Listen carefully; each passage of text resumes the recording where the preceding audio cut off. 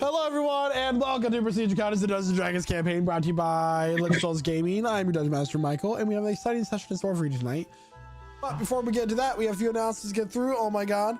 First and foremost, a lot of the music you'll be hearing tonight is brought to you by Midnight Syndicate. Midnight Syndicate is a music production group creating goth, horror, fantasy, and RPG music that can be used in natural tables at home. For more information, go to midnightsyndicate.com. We also have a really nifty Twitch link, !midnight in our Twitch link, in our Twitch chat for a direct clickable link to their website. You can find their music videos on YouTube, listen to music on Spotify, or even ask your Amazon Alexa device to play Midnight Syndicate right now.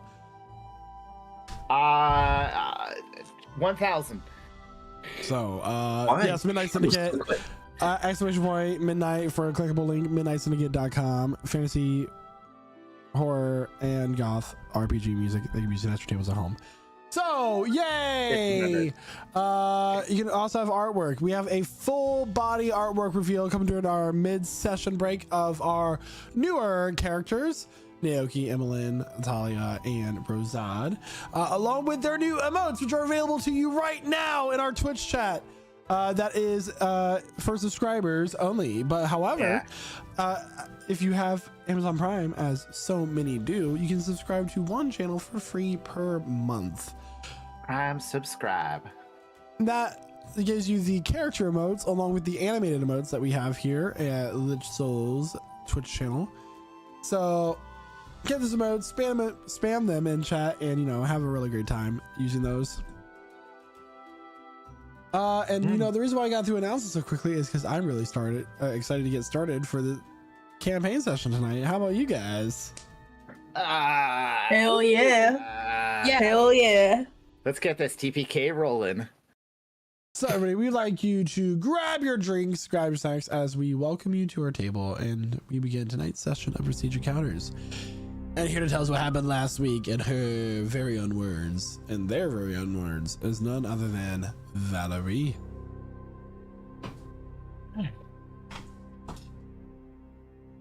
The Requiem Diablo, story never told. A hero of legend, in words he himself told. Diablo Dorado, he's dead. Can I write a song about my friend? I think truly the first person in this entire world I truly thought of as a friend when I'm standing here drawing breath and he is gone. Take a deep breath, Valerie. You're writing this down. Write something. No, I can't do this. I can't do this right now. Not when everything is falling apart. Let's bring it back a bit. If I can't write him this song, I can write down my thoughts. So, Diablo is gone. And I find out it's because some entity gave Emmeline the choice of which of her companions to bring back. Why she chose me, Valerie, a being that is null and void, made of lies. But she confuses me, fascinates me. No, focus on what is happening today. I can write that. We were led to the temple we sought by Rosad. At the gates of the temple we fought an automaton, large but made in the same fashion as Kromogaku. The battle was difficile, but we overcame the challenge. Finding our way inside was a place that seemed a ruin. Ancient, but advanced. Inside, we found more bodies, ruined, cracked open, all in a fashion similar to Kromogaku. Emmeline led the charge with her brilliant mind. She found the solution to power up a crystalline obelisk in the center of this chamber. This, in turn, powered up a small automaton named Bitty. We discovered that to open up a long chamber, we needed to power up other obelisks in this laboratory. I tried to lead the way, tried to impress Emily. Instead, I made a fool of myself, falling for 2 separate traps. Why do I find this so difficult? Flirting is easy. Why do I even want to impress her so badly? Focus, focus. After being poisoned and falling into a sewer of acid, I was, of course, electrified with the rest of the group by some kind of lightning trap. Still, we managed to power up a second smaller obelisk, with our usual extensive discussion leading to an overly complicated solution that probably wasn't the right one, but we got it done. On our way through, we found several chips that, when fed into our small automaton friend, played recordings of events that appeared to be more than 1,000 years old. We found out the Zoraxians were living beings once, but they transferred their bodies into these automatons, their souls. We proceeded on with all of this information into a chamber with 4 runic symbols on the floor.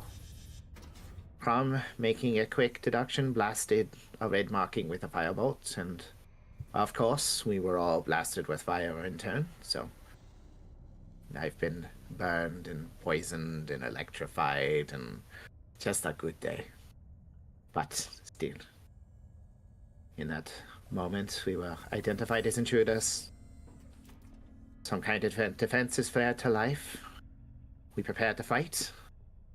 As I consider in that moment as it passed, Crom's past being laid out in front of us. Still, my thoughts are distracted by...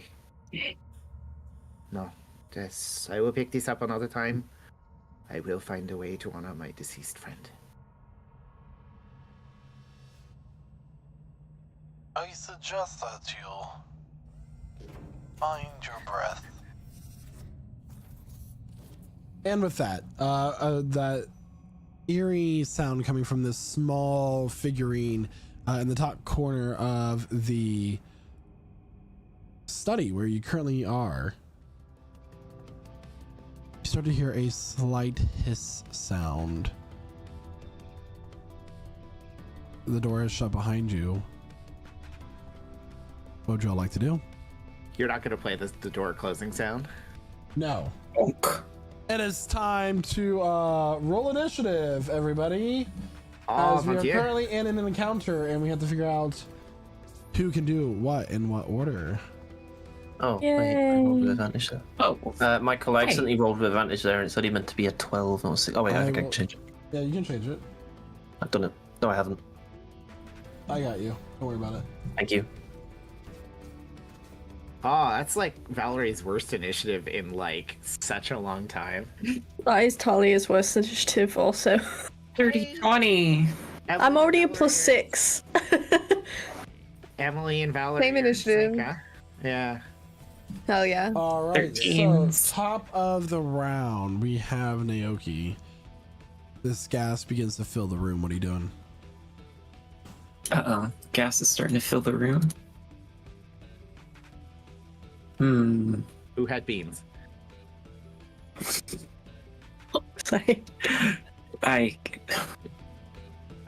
Wow, okay. Can I look around and see like where the gas is coming from? Is it audibly seen, or?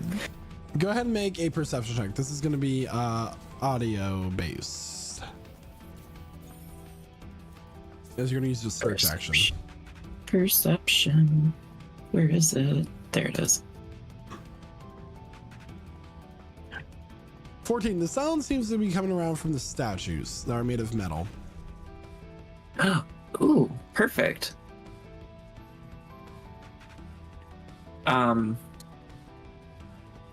Naoki's gonna look over at one of those statues and cast heat metal. Okay, so the statue begins to heat up, glowing red hot. Anything else for your turn? That's all I can do. We are going to Renatus now. Renatus.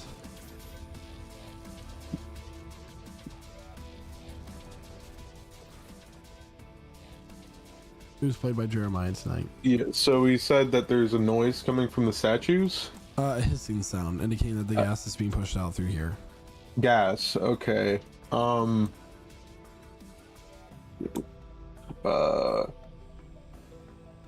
The heat Is there metal any way to, doesn't like- do anything to stop the gas flow, by the way. Okay. Does it melt the statue? No. Maybe eventually. I don't know how much Renatus Valor's can on do, but he's gonna move over to the statue, try to plug up the holes. With I mean, how big are the like things that it's coming out of? so go ahead and make an investigation check. Okay. But if the metal's heated, is it soft enough you could just bang it closed? It's a It's gotta be at 3. least a little Three, squishy. all you can hear is the hissing sound. There's no like clear indication of where the gas is coming from. Okay. Yeah, I guess in that case, Renatus just doesn't breathe for the given moment, All right, considering he doesn't need to. Valerie, it is your turn. Okay. So we've seen people investigating these statues. So she's gonna go over to the other one and see if there's something that looks like it she could potentially plug, or like she wants to find the source. So obviously, You can also roll an investigation check. yeah, I will do that.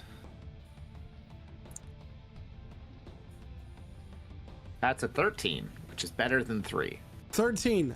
So you see that there's like it's like a number of very fine needle-sized holes as you get closer up to it, and there's just like a ton of these, and you're starting to get the feeling that maybe stopping the gas flow is not by dealing with the statues directly. Okay, so I've used my action on that. So Valerie go, it looks covering her mouth and like walking past. There's no way we can stop the gas from coming out of the machines. We need to find a solution to what's happening in this room. That's more than 6 seconds, I know, but That's okay. she says it very quickly. Emmeline. Yeah. Okay, I'm gonna come into the middle of the room a little more to see what's going on here.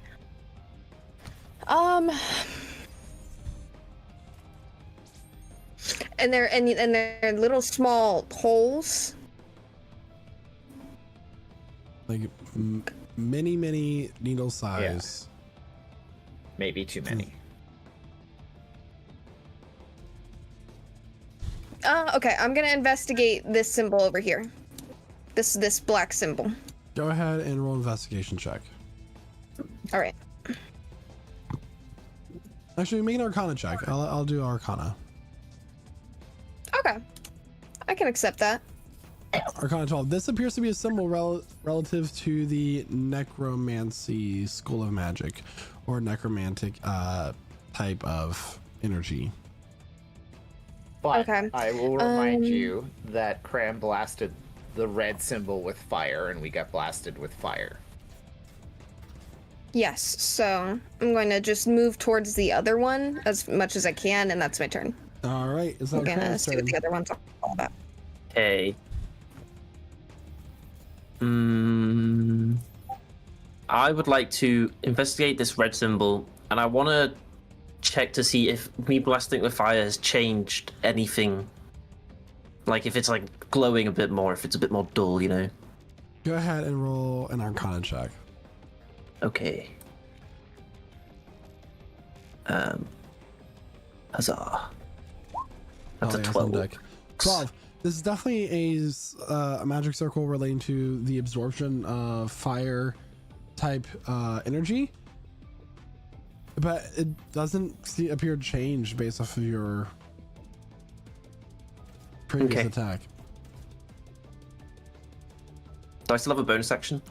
And just this isn't on the map, but just remember there's also a number of like circuits in underneath the full floor that are visible as well. You do have a bonus action, yeah. I'm gonna cast Healing Word on myself. Okay, Talia. The first level. Can I roll anything to kind of see if I can figure out what type of like sort of gas it is, whether it's something where it's like poisonous or if it's just kind of a normal gas that we might just choke on a little bit, something like that. If that makes sense. Like if it's the sort of one where if we ingest it we might be alright, but if we ingest too much we're gonna die of like poison damage or... It's actually a Make- dentist office. It's a laughing gas, actually. Oh, okay. Do an intelligence check. Just a general intelligence check here. It's really hard to tell what type of gas something is. You can assume that it's gonna, based off the words that the recorded voice of Dr. Craigle said, is that it is gonna be deadly in some way, shape, or form, and you need to breathe in as little amount as possible. It's odorless. Right. It's colorless. It's probably either meant to suffocate you, or it's gonna start affecting your circulatory system in some way by breaking something down or the other. Well, I am just gonna then use my cloak to cover my mouth, and just that'll probably be it for that. Okay, top of the round. I need everybody to make a Constitution saving throw, please, except for Renatus and Cram, as they do not need to breathe.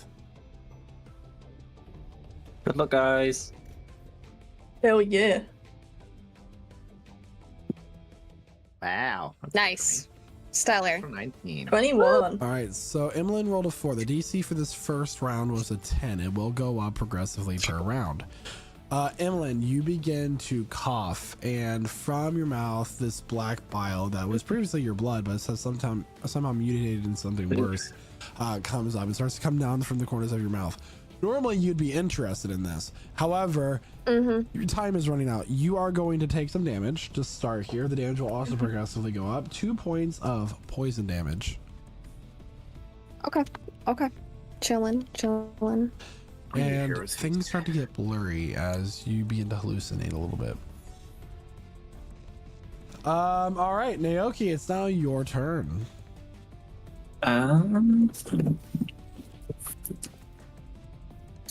There's not really much I can do. There's plenty you can do. I can heal. That's pretty much it. Some people need that. You need I'll that. use 2 charges of Balm of the Summer Court on myself. So that's a 2d6. So that's 6 plus 2 to myself. And then I don't know, I'm just gonna hug the statue. That's not a Okay. tree. You're not supposed to do that as a druid. It's metal. You've lost all your powers. All right. With that, we are now to Renatus. Valerie's on deck.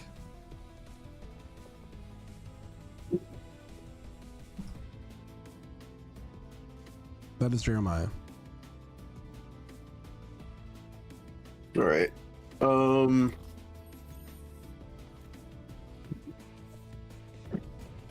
Okay, so we've observed some of the runes. What's up with this crystal? That will be what the obelisk that you have to power to presumably get out of the room. Power. Okay. And you said there's circuits underneath the floor? Mm-hmm. Magic way lines, they're called. Okay. And are they just like connected to all the runes? Is that how it looks? Yep. It's a tangled web. All right. He'll look over here and see what he can make of the this circle, I guess. Gonna make an Arcana check.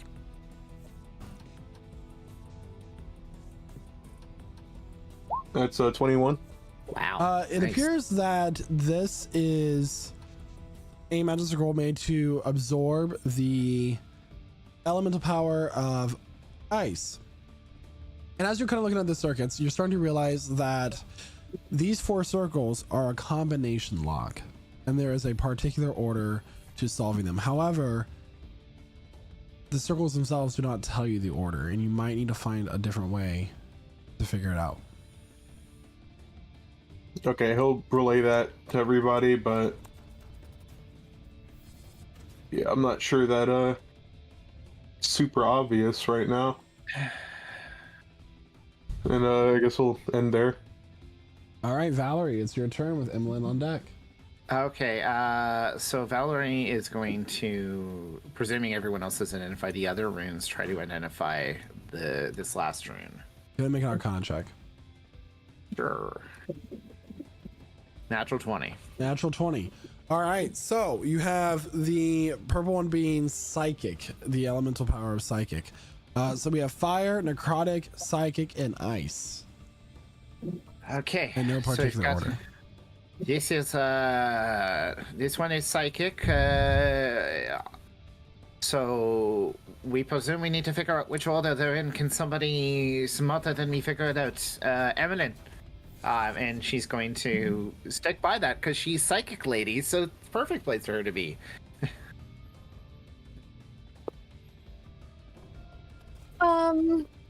So, Gally goodness.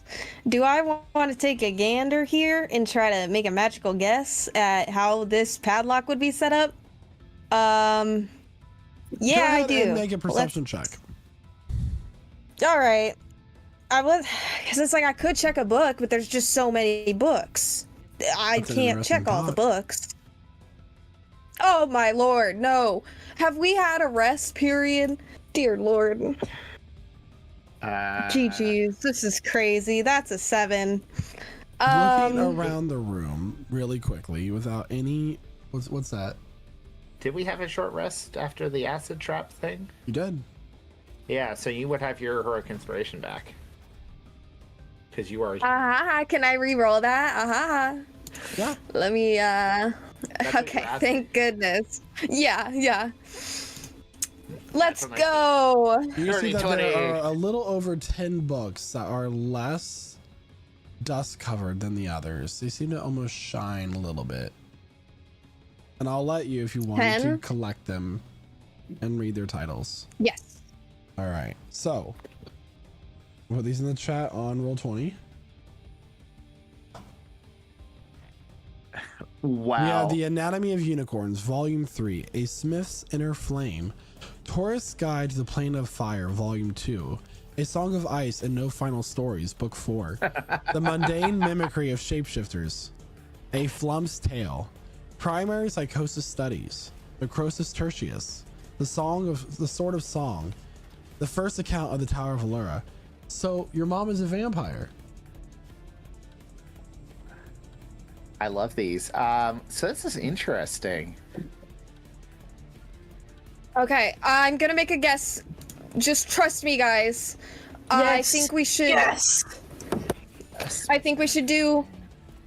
We should hit the fire 1st. Ice next. Wait, no, Yep. we already know. We already know fire first is Fire's wrong. first. I thought he failed on that. What if we just step on them though? Well, I'll put it this way. Can we just do a quick? So it says the Tourist Guide to the Plane of Fire, Volume 2. A Song of Ice, Book 4. Right.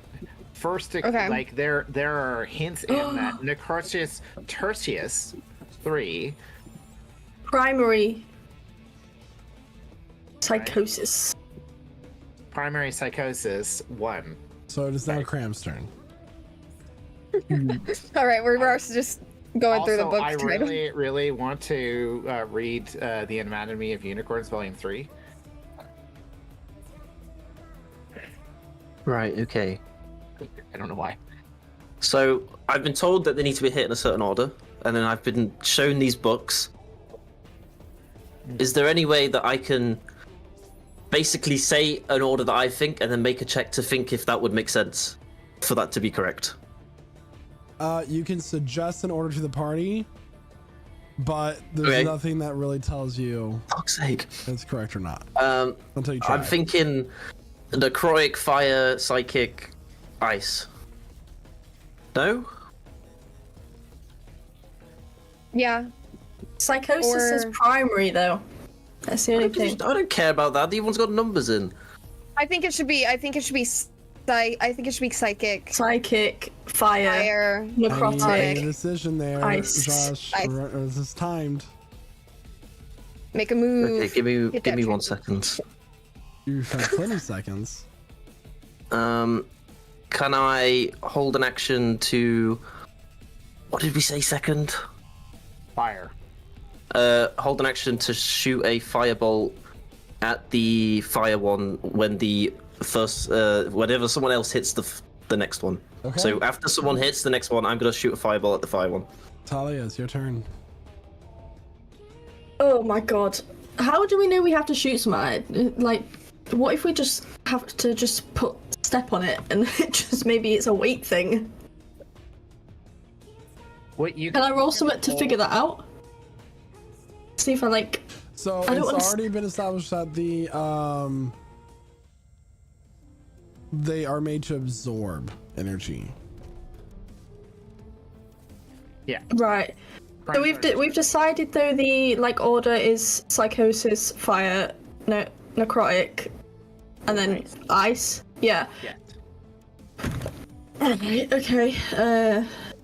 So you're able to hold a spell if you're able to do one of those types of damage. It counts as your reaction. Because it counts as concentration. Sorry, should I say? Trying to look at what I've actually got. That's like anything to do with that. Oh, I have Bloodletter. That's a thing that does necrotic damage. So I'm gonna go near that one, and then hold the action to use that on it when it's the turn to do so. Naoki, it's your turn. We're not on deck. Naoki kind of scratched his head. So, as you said, it's Oh wait, sorry. I need everybody to make a Constitution saving throw, please, except for Cram and Renatus. Yeah.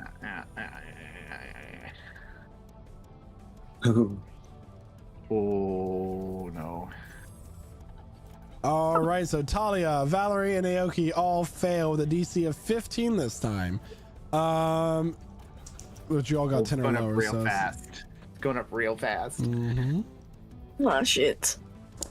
you're going to take 11 points of poison damage. I think that I'm dead. people. Yeah. Oh wait, no, I'm barely alive. Well, you're technically just unconscious if you go down, but yeah. Remember that specification of wording is very important. Dead versus unconscious. All right, Naoki, it's your turn. Does anybody go down from that? Nope. Okay. Okay, I'm going to walk over to the ice thing and hold my action and get ready to use the ice when it's my turn. What number are you trying to do it? Last. Okay. Renatus with Valerie on deck. So we already have people that are holding their actions for all the other ones, Except for the purple one at the moment. except for the purple one. Valerie's not holding an action, but she is there. So She is there. That is a good point. So what? Cram was holding an action after seeing Psychic struck. yeah. Yep. Okay. Let me just double check something. So I think we've got everyone handled. So whoever initiates with psychic first, if we don't all die. Talia, what Yeah. number were you gonna go? Necrotic was third. We agreed that, right? Did we? Yes. Yes. All right. All right. So Renatus will summon a shadow blade in his hand, and he will stab into the psychic. All right. So, as Renata stabs into the circle that is for psychic, and then we have the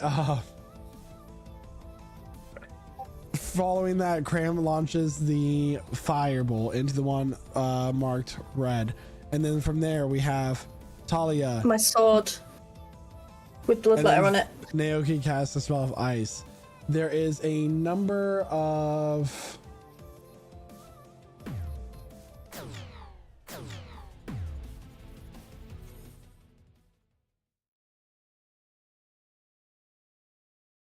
The music stopped.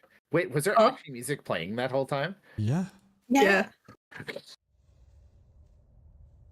This is super cool. The door opens up. Oh, I am sorry, Dr. Gregor. This would not be the first time that this has happened. Welcome to your study. And the monolith powers up.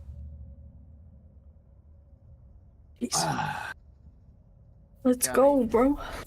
Very well done, Emmeline, and the rest. Evelyn has nice hot 9 HP right now, so she's feeling really good. She's like she's gonna exit. Actually, Evelyn. really quick, she's gonna just light up a cigarette and take a look at the books. Big gas of Are you? knives. Just kidding. Yeah. So, We're out of initiative, right? Yeah, you're out of initiative. Cool. should we, What's that, Valerie? should we take a look to see if any of the other books that aren't touched are potentially interesting? I mean, Yeah, that's what I'm taking a look at. I'm not seeing much. They're very dusty. well, And am I seeing anything? Not from your. Am I seeing anything you that have a looks 20 on your cool? check. There's nothing really here. It seems like most of those books were made to Personal. be distractions from the solution to the puzzle or the lock, in case Dr. Kriegel presumably forgot it. Other than that, they're over 1,000 years old, so they are not very great. Okay. I would like to actually go ahead and take all of the 10 books that we collected. Yes. Okay. Fine. A Flump's tail. should we spend an hour doing that? Because I gotta say that helped a lot. I can help I don't us. think it would hurt to read So Your Mom is a Vampire while we... Yeah. Okay. You I have all another hear book. a voice calling from the hallway. Intruder! Intruder! Intruder! Running down shit. the hallway is Biddy. There is a strange red man entering in. I will kept an eye out for men. There is a strange man. Beware! And turning the corner is Rosad. You. Oh, you're not happy to see me? What happened? How Did you get say, bored out there? I see. He was just Is everything okay? I had a mild headache. You got pretty hard by that thing. Yeah, I walked it off. Right. Biddy left the main chamber. I was told to keep an eye out for strange man, and I warned you that there was a strange man. Of course. Good job, Biddy. Biddy, he is not dangerous, but that does not mean you can trust him. I think you did a very good job. Mm-hmm. I will return to the main chamber. I have detected the door to the north is unlocked. There is Oh, a yeah. strange energy beyond the door. Please be careful. Okay. So that is my suggestion. We should heat up as much as we can before we proceed. Yeah, I can definitely help did I do us. it what time is it right now? I mean, you're not completely able to tell, but Rosad just coming into this, it was about late afternoon when he entered. Okay. You've been in here for better over half a day. Hmm. A little early to sleep, so let's grab a snack and sit down and see what we can do to patch ourselves up. Let's say, Naoki, you look like you're about to draw your last breath. Maybe, but I think this spell might be able to help us if you want me to do that again. If you think that's worthwhile, I mean, I think Rosad's gonna have to lead the way for the next bit, huh? I think so. I mean, the only thing I'm worried about is that someone wanted Rosard to drop me off here, and so far we haven't seen anyone. Oh no, you're mistaken. Nobody wanted to drop you off here. I was supposed to take you back to where I'm from. I just knew where this place was.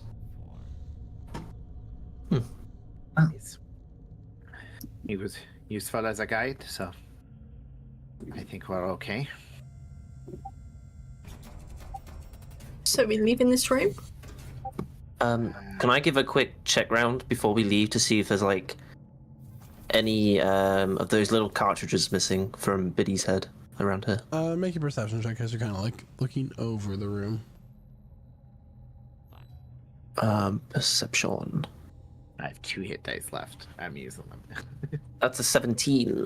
There does not appear to be anything of note left in this room. Okay. Yeah, let's go rest. Well, I mean, we know this room is safe for now, but I don't know if I want to head Well, you go back. ahead and And there mark were your character sheets for a short rest here in this room. If anyone has any hit dice left. Oh. It's not great. It's fine.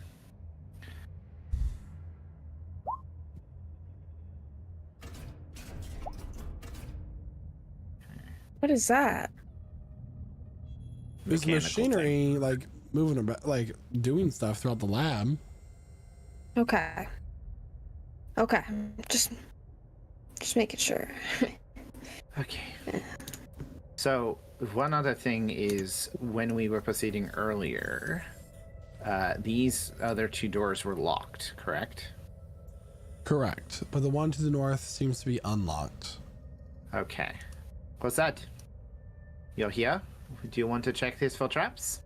You are, of course, a master of the, what did you say? Less savory arts. Yep. I also need dark vision on Rosad's token. Oh, yep. He lost his dark vision when he got hit by that rock. No, he didn't. Because all the lights went out. How far is your dark vision for? 60 feet? Yeah, it's pretty, standard dark vision. There you go. Alright. And we've already disarmed these ones, right? Yes, Valerie successfully disarmed both of them. Cool. By falling on one of them. Well, she didn't fall on it. She set it off. She fell and fell down in it. Which felt in it, yeah. So where haven't we been? Up here. Up Okay. here and to the left, there was a door that we didn't go through. I believe. Alright, Rosad will lead the way to the top. Don't leave Renatus. Oh yeah. This looks like a big room. Gotta make an investigation check. Okay. I just see a line. Whoever unlocked that door, who unlocked the door? Who opened the door? 20. Rosad. Wasn't me. Someone's lying to me. I rolled a 20. 20. There's no traps. You're lucky. Open one of my doors again. See what happens. Stop it. All right, proceed on then. You've got Alright, he face in you. steps in. What's going on in the room? There are 2 crystals, one white, one black. There are a number of collapsed pillars, and other than that, there's one door that you can see on the other side. All right. Keep walking in, and he'll walk up to the black crystal here.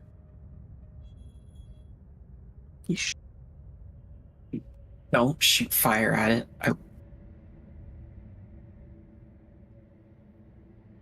Ooh.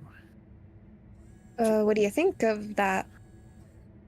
Is there anything going on with the black crystal? Like, is there any writing on it?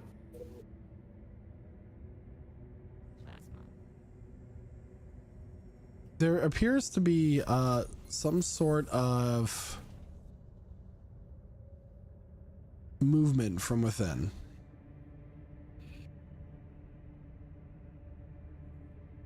Like, how so? Like, does it look like there's a liquid inside? Like, A energy? little bit.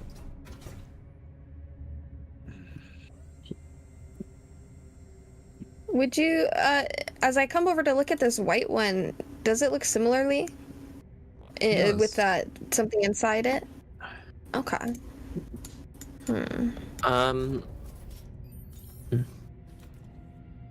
Does it look like the bowl we collected, but like not refined, like the little orb we collected from the big boy outside?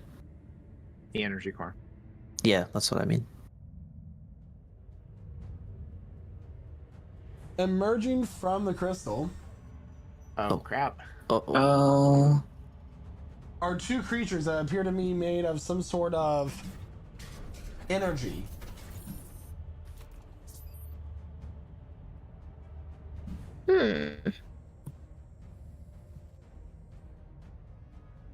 We just got into another fight.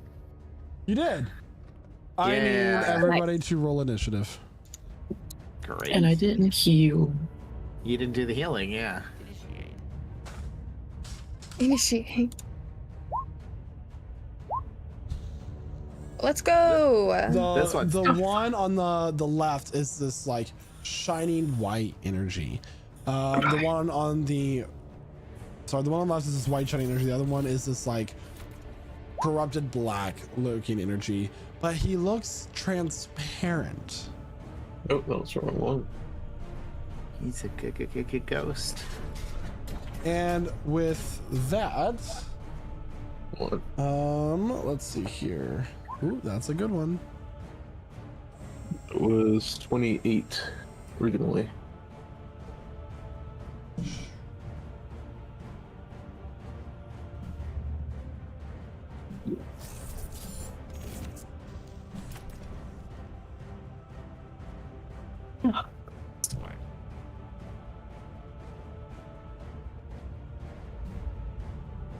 Rosette is up first, and then the two energy creatures are next. Okay. So do these things look instantly hostile? Is that what we're getting? Yes. Okay. Alright, so Rosad empty-handedly will create two glowing daggers in his hands, and he will attack this thing with the first one. Which one? This one. The one that I'm next to. Okay.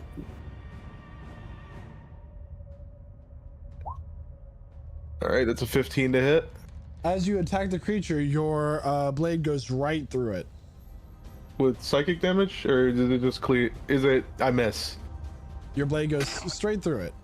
It does not Okay. seem to make any contact with it at all. Alright. And then he'll do the same thing with his offhand using his bonus action. That's a 20. As you go to attack it, don't make any contact with it. Goes straight through, as if the creature is there, but it's not there. Okay.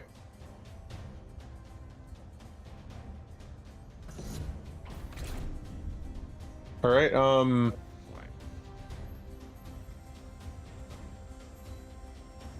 let's see, yeah.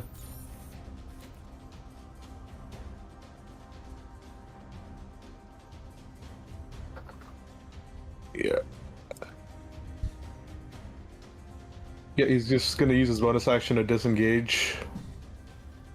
And he's gonna run over here. And that'll be his turn. All right. It is now this creature's turn.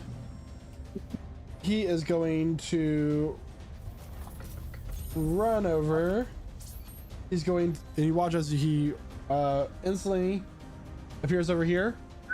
and he is going to touch the white crystal, and his form becomes solid. And he's going to attack Cram. Okay. Cram does a 21 hit. Sure does, Buckaroo. Oof. All right, that is going to be 4 points of necrotic damage as it starts to draw this energy up through your body. 4 points of necrotic. Huh. All right, and that's that creature's turn. This is its bonus action and section.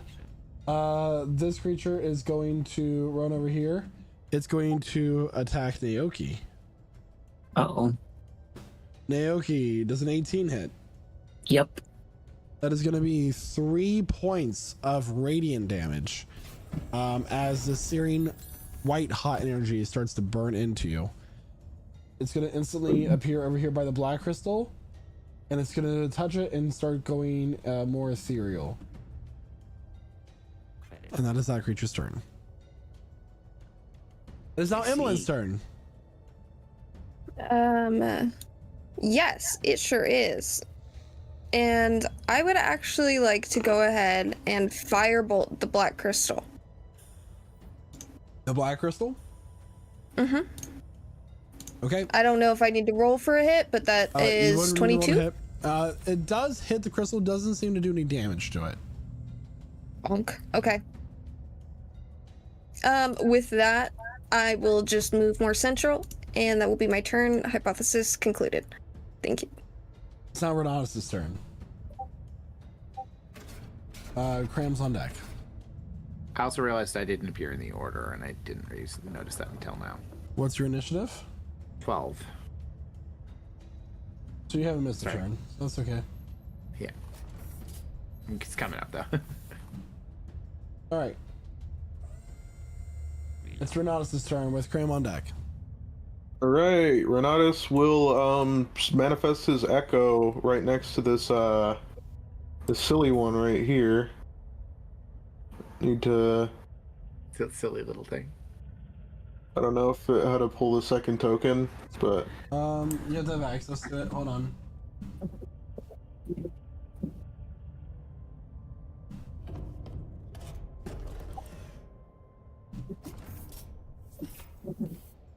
There you go. give just one moment.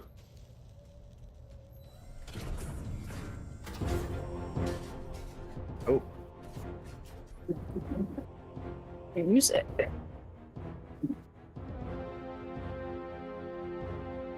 Should it show up in my journal?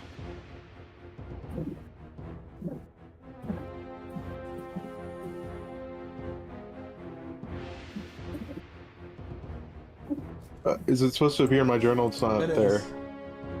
So probably much like the There it is. Yeah, I just put on there. Probably much like the other one. You just have to keep refreshing. yeah. Okay, now I can control it. There you go. All right, and he will attack from the echo.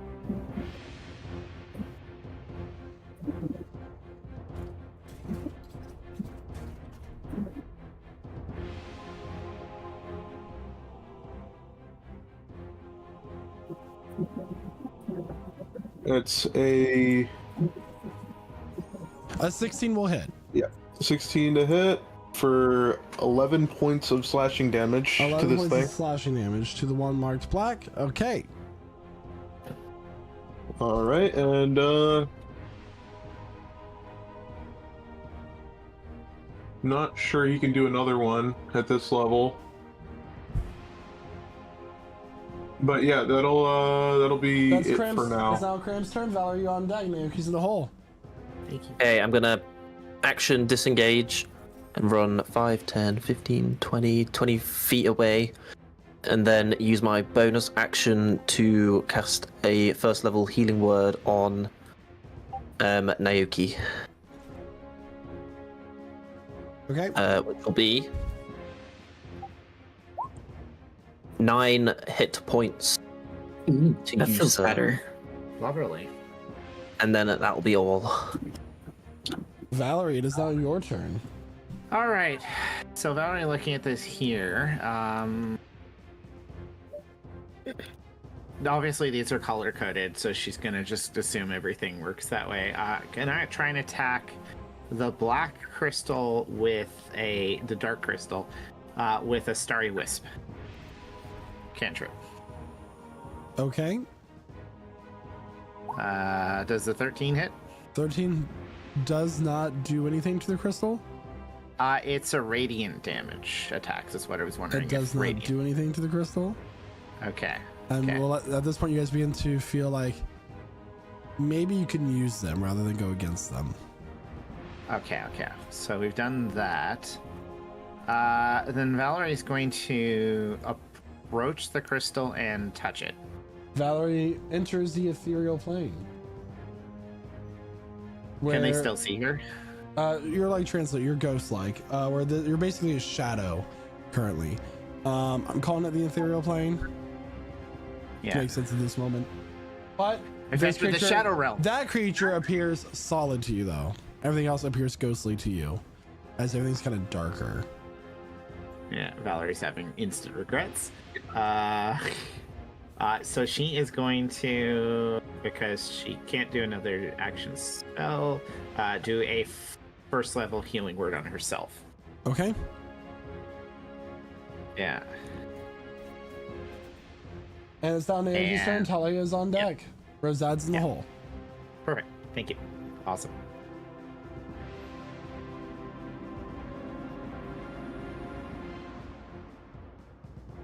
Naoki's your turn.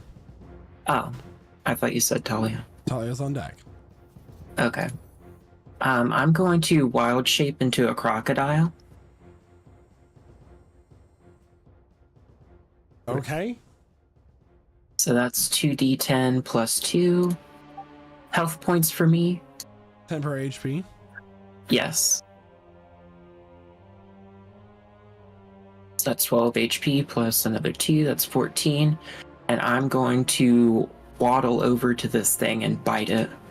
Crikey, mate. She's a real beaut. And that is a, let's see, +4 melee attack to hit. I don't know how to roll that on this. So a D20 plus 4. I gotta Okay. shape into a stingray. Oh. I mean, I could. Oh. Roll a D20, add 4. A Calm down. natural Ooh. 20. Funny. So double your damage dice. Woo! All right, and then that bite attack is 1d8 plus 2. So it'll be 2d8 plus 2. Ooh.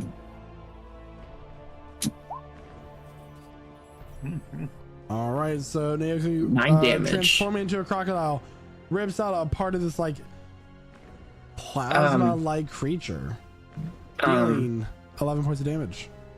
If it's medium or smaller, it gets grappled. Okay. Yeah, Okay. it is grappled. Oh, It's Diablo. Is that your turn? yes. All right, it's now Talia's turn. Rosetta's on deck. Right. Plasma-like creatures So- are in the hole. The one in front of me, the one with the black around it, I'm gonna first shoot him with my longbow. 23 to hit. 23 will hit. 10 piercing damage. Okay. And then I am gonna touch the white crystal. As soon as I touch it, does everything change, or do I kind of get to see if I can shift it a little bit, like move to see if it'll come out? Like try and grab it out. Nothing's coming out of the crystal. I want to see if I can So grab the from what you crystal would, and see if I so can pull to it out. explain this, what you guys would have seen at this point is that when you touch the black crystal, you go into like this shadow-like plane, where you kind of become ghostly. But when you're in that plane, the other one appears ghostly, and that one appears solid. This one is how you get to the current state that you're in, the material Right. plane. So touching it won't really do anything from where you are right now. You feel more real. I'm a real boy. Crab, touch it. No. No. Does that count as an action, me touching it? No, you attacking counted as an action. Okay, Interacting with cool. an object is a free action for the first time. Awesome. Well, I also have another attack, so I'm gonna attack it again then with my longbow. 28. 28 will hit. Nice. 9. 9 points of damage as Talia lets out 2 quick arrows, dealing substantial damage to this creature. It is now Rosad's turn. Rosad, seeing what happened with Val, will run over to the crystal and touch it. All right. In case you guys haven't noticed, I have this little fire symbol on your tokens. And in this moment, Rosad will do a silly little thing called attacking with these 2 daggers in his hands. So yeah, he'll do that. All right. And yeah, this first one. That's going to be a 27 to hit. 27 will hit. Yeah, and he will do some silly 6 points of psychic damage, and also get sneak attack off of that since Val is engaged with it. But he will sacrifice a single d6 from his sneak attack really quick, so he'll only do 2d6 extra psychic damage, so 4, and it needs to make a dexterity saving throw. What is this against? This is against... One moment.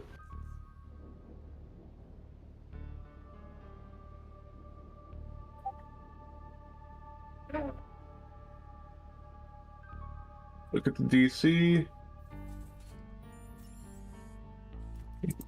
What is the effect is what I meant to say. It's prone. Prone? Okay. Yeah.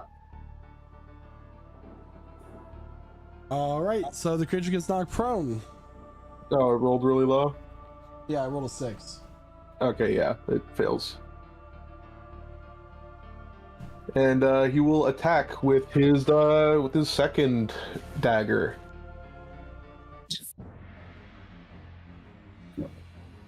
At advantage, I forgot to do. So yeah, 26 for 1 point of psychic damage. All right, 1 point of psychic damage noted. And that will be his turn. All right, so the one marked black here is currently grappled. However, being the one that came from the black crystal, he gets to go into the ethereal plane without having to touch the crystal. Ah, he cheated. What? He's gonna go 1, 2, 3, 4, 5, and a bolt of black crackling energy is gonna go for Valerie, as he casts Eldritch Blast. Unacceptable. Valerie, rude. does a 16 hit? Yep. All right. That is 8 points of force damage, and you get pushed back 5 feet. Into a wall. Into a wall. It would have been 10 feet, but Yeah, she's like... your back hits the wall. It's not very comfortable. Yeah. This one is going to attack Rosad. Rosad does a 13 hit. Nope. All right, it misses as it tries to use a pseudopod against you. Unable to do so. It is now Emmeline's turn. Perfect. I'm gonna run over here, take a little bit of cover behind Rosad. I'm gonna touch that crystal, enter this shadow realm. All right, and then we're gonna start firing. We're gonna start loading out with a firebolt Okay. on. Let me decide which one I'm gonna pick though. The prone one. Yeah, we're gonna take that light one down. Oh, sorry. It Does would have 16 stood up hit? on its turn, but if Oh. it was prone, you would have had disadvantage anyway with a range attack, so it's fine. Okay, 16 does just hit though. let's go. That should be 13 fire damage. 13 points of fire damage as this thing kind of lets out a shriek as it starts to get burnt. All right.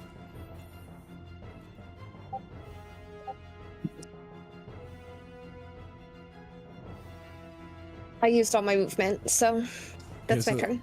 There we go. Okay. It is now Renatus' turn with Cram on deck. Valerie in the hole. All right. Renatus will move his echo over here, and he will hold an action to attack when it, whenever one of them materializes, I guess. If they materialize within the echo. Okay. It is And now that'll, yeah. Cram's turn. Valerie on deck. Naoki in the hole. Okay, Crab's gonna run up and then touch the black crystal. And then on this one that's next to him, cast Shocking Grasp for a 22 to hit. Wow. 22 will hit. Yummy. So that will be 15 lightning damage, and it cannot take opportunity attacks until the start of its next turn. So with that, I'm then going to run away 5, 10 using the rest of my movement, and that will be all. All right. It is now Valerie's turn. All right. So Valerie's going to approach this cheeky little guy here and going to pull at her fan blade and just hit him. Gonna just hit him. It's been a while since I've attacked with a weapon, huh? Exciting. Does a dirty 20 hit? 20 will hit. Okay. So that's the base damage there, and then I'm going to hit it with a psychic blade as well. As her fan whirls up, if that ever wants to roll. Go ahead. Okay. I can just roll 3d6 because it doesn't want to do it, so. And then 10 psychic damage. 10 So points 8 of psych. slashing, 10 18 psychic. total. On the one marked white. Yeah, on the white one, yeah. All right. Gonna deal with Tommy first. As you slash this one, the second damage shreds and it bursts. It There's bursts. crackling out from it as it is no longer alive. Oh, that's good, that's good. And looking quickly at her companions, realizing that worked really well, she's assuming she can't heal anyone who's not here, so she's going to hit Crom with a healing word as well. Why, thank first you. level, and is going to then back away over here, so she's not in close range, and that'll be my turn. I'm going to roll the healing for you, but I just don't want to take any more time while I do that. 9 healing. Thanks. All right, Naoki, it's now your turn. Alright, Naoki's gonna nom on that crystal so he can go to the ethereal plane. It has to be the black one. Oh.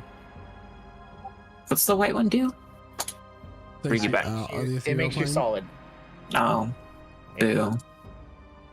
Well, all he can do is just kind of waddle over to here, and he'll cast Balm of the Summer Court on Valerie.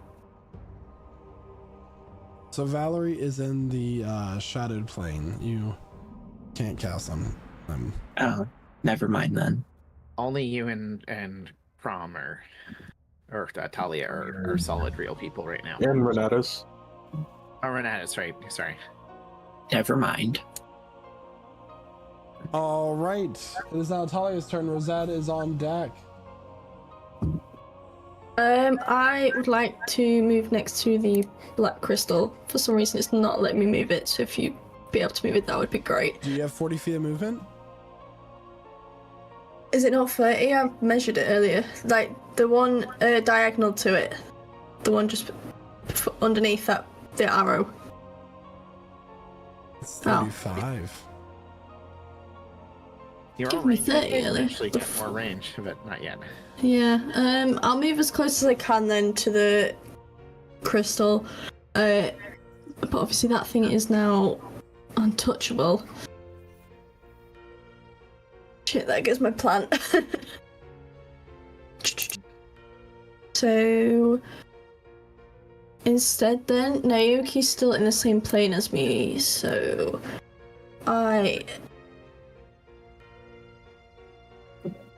So you know what? I'm just gonna stay there. That is all I'm gonna do for this. I can't really do much, to be honest, because I can't hit anything. So that'll do. All right, it's now Rosad's turn. All right. Rosad will, take a deep breath, and he'll chuck the dagger at this thing, using Okay. steady aim first. Yeah.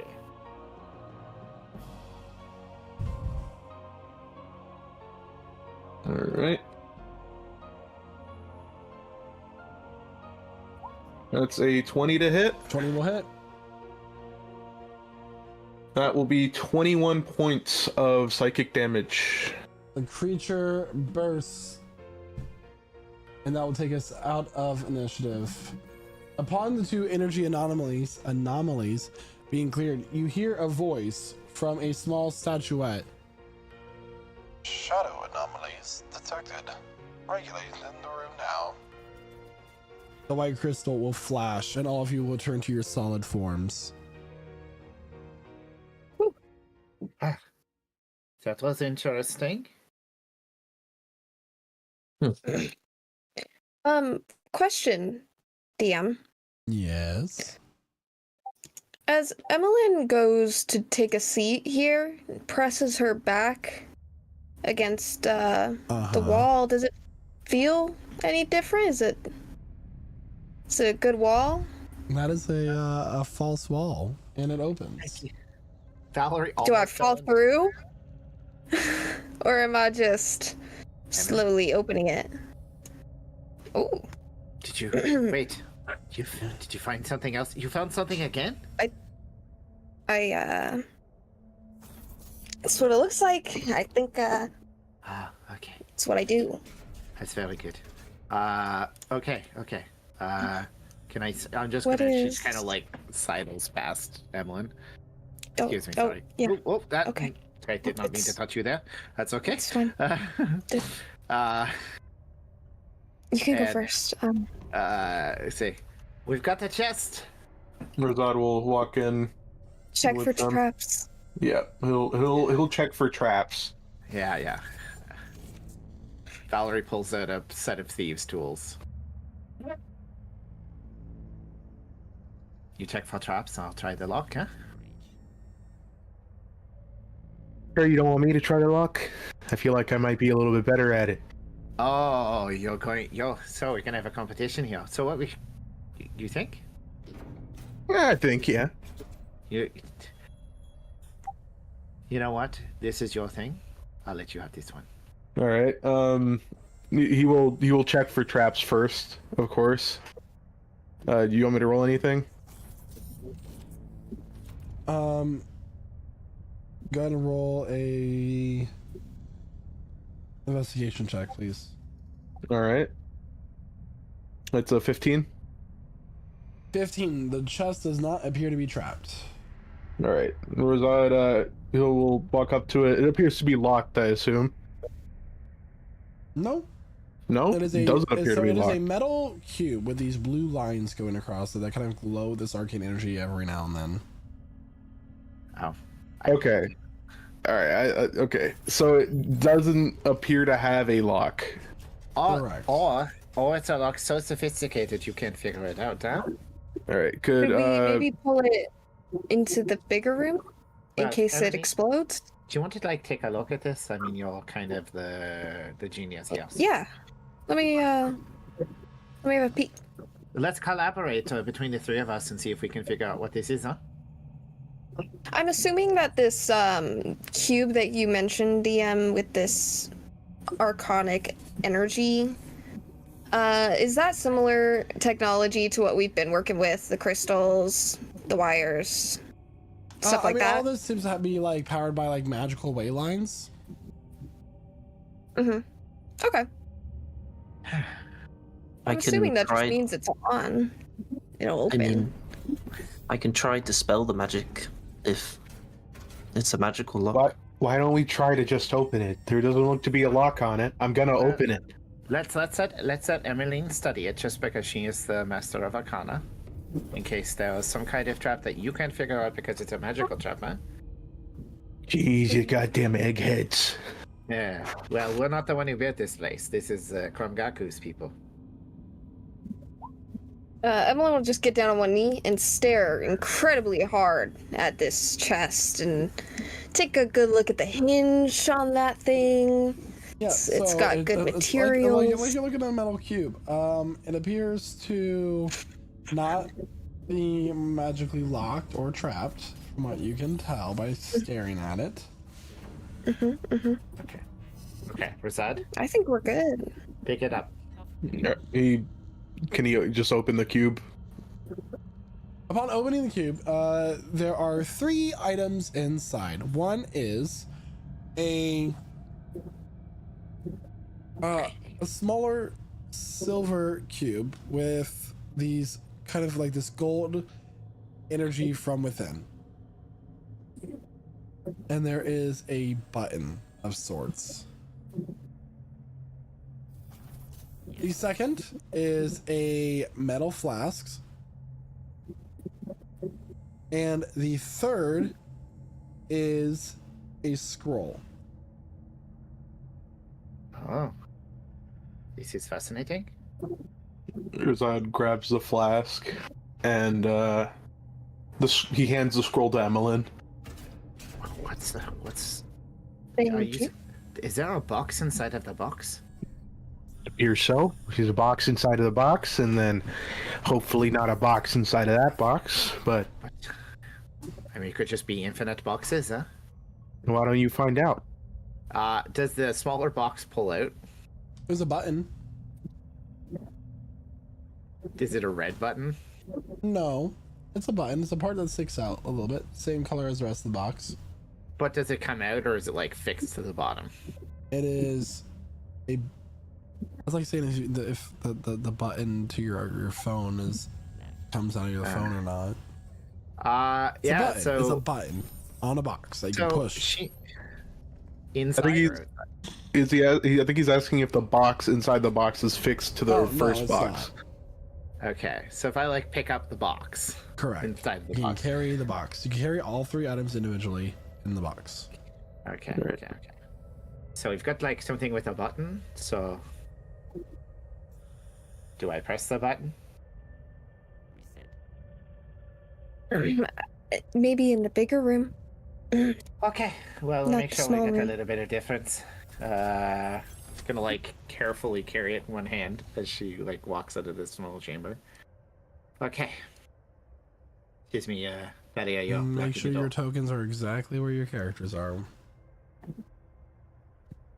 Okay, I'm just gonna sneak. Emmeline is gonna come over here to read this scroll. Okay.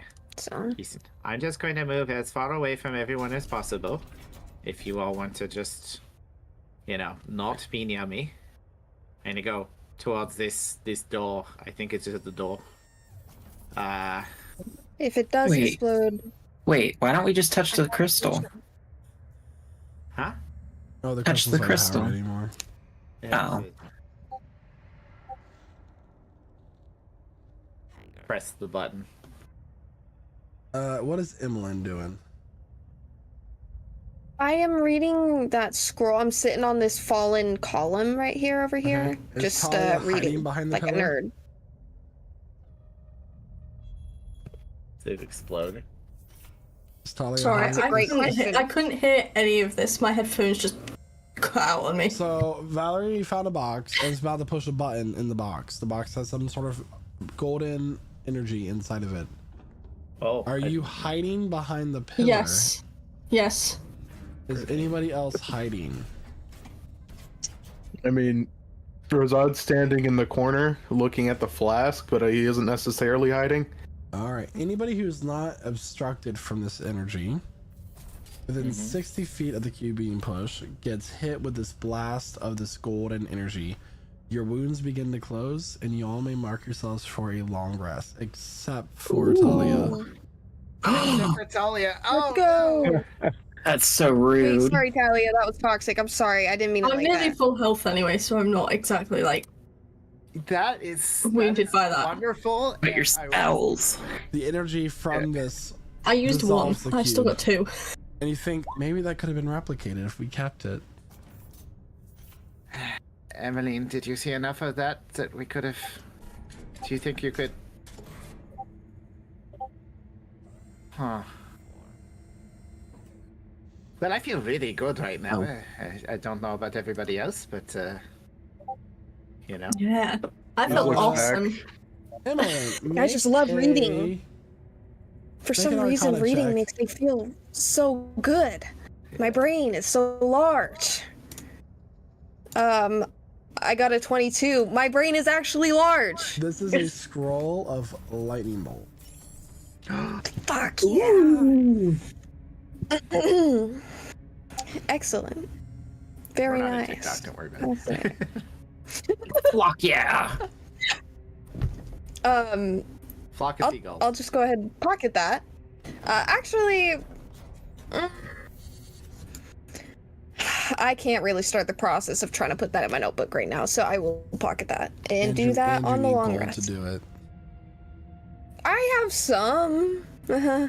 We can just give it all to Talia. you know. It's okay. So. Yank. Rosette, you I found have some kind 10 of gold. there. Did you check to see what was in that, or shall we try to open this door above us now? Huh? He's looking at it. I mean, if he could derive anything from just sight alone. Make an investigation check. All right. It's unlikely. 19. Yeah, I mean it's a very thick, heavy iron flask that is corked. It's not. It's completely opaque. You don't know what's inside. He just shrugs and then puts it in his bag.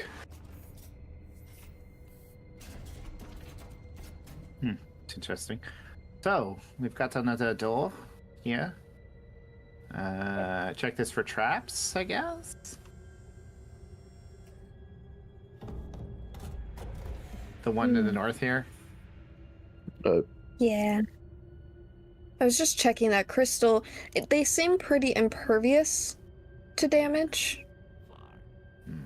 But So can I do an investigation check on this, or Sure. okay? That's a 21. The door does not appear to be trapped Or locked. or locked. Click.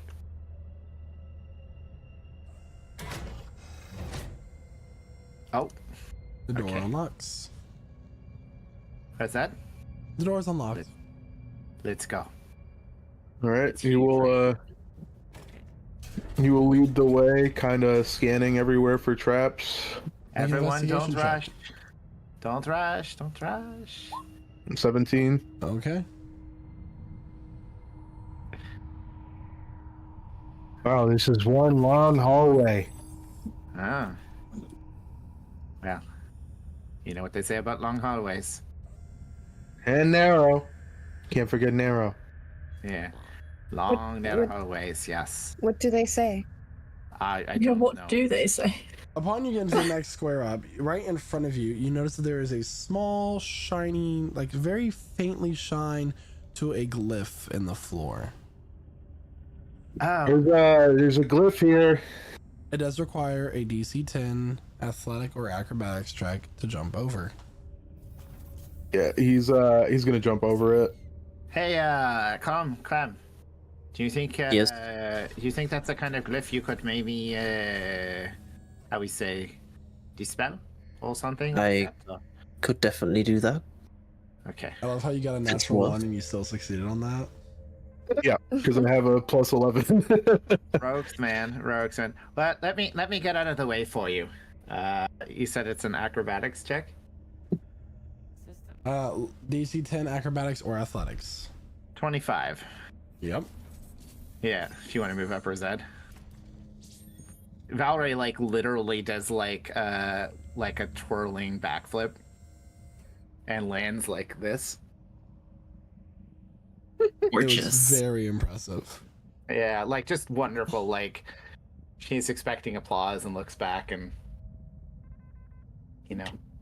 thank you. Let's keep checking Rosette, but let's not get too close to this, everyone, because if it does explode, Do we all think we're going to be able to jump over this? He says, looking back at the group. I mean, my equipment can be so heavy. I just wouldn't. I don't know. I could probably do it. I could throw you over.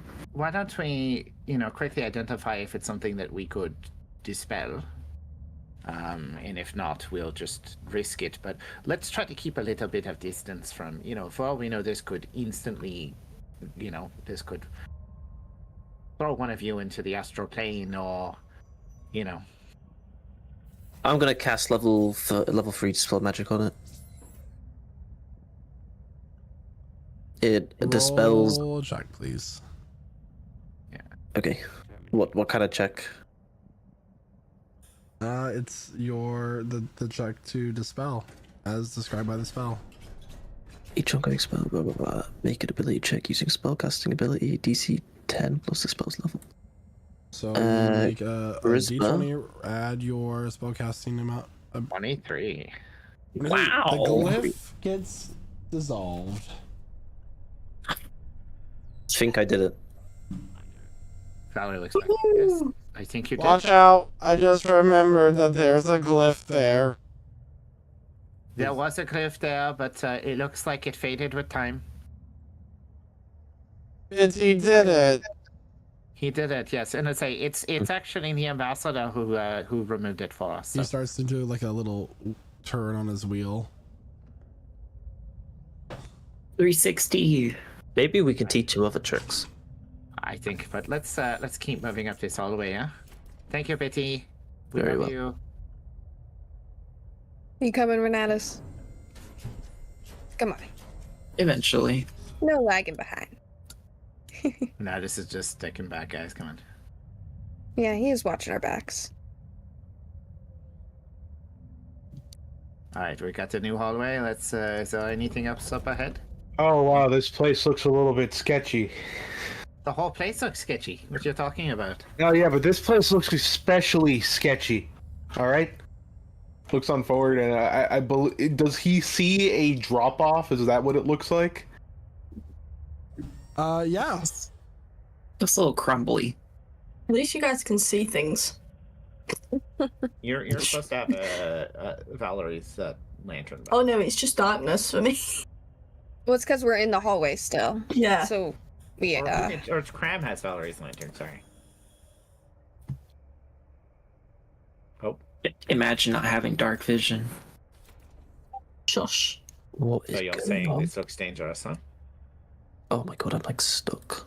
Does it look stable Okay. as we approach this, even from here? There appears to be some sort of bridge that once existed that no longer does. He moves up.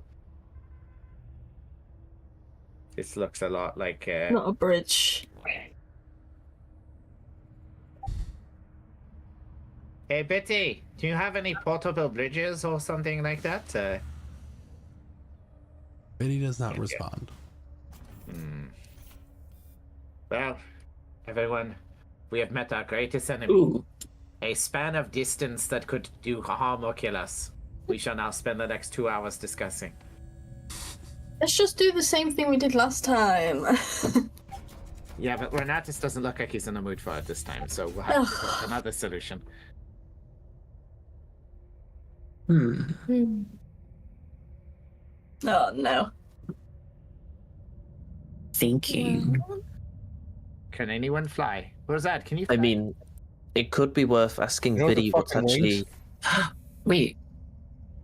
I could turn into a spider and walk along the wall. Could do that. We could, if you Under us? turned into really anything, we could just throw you.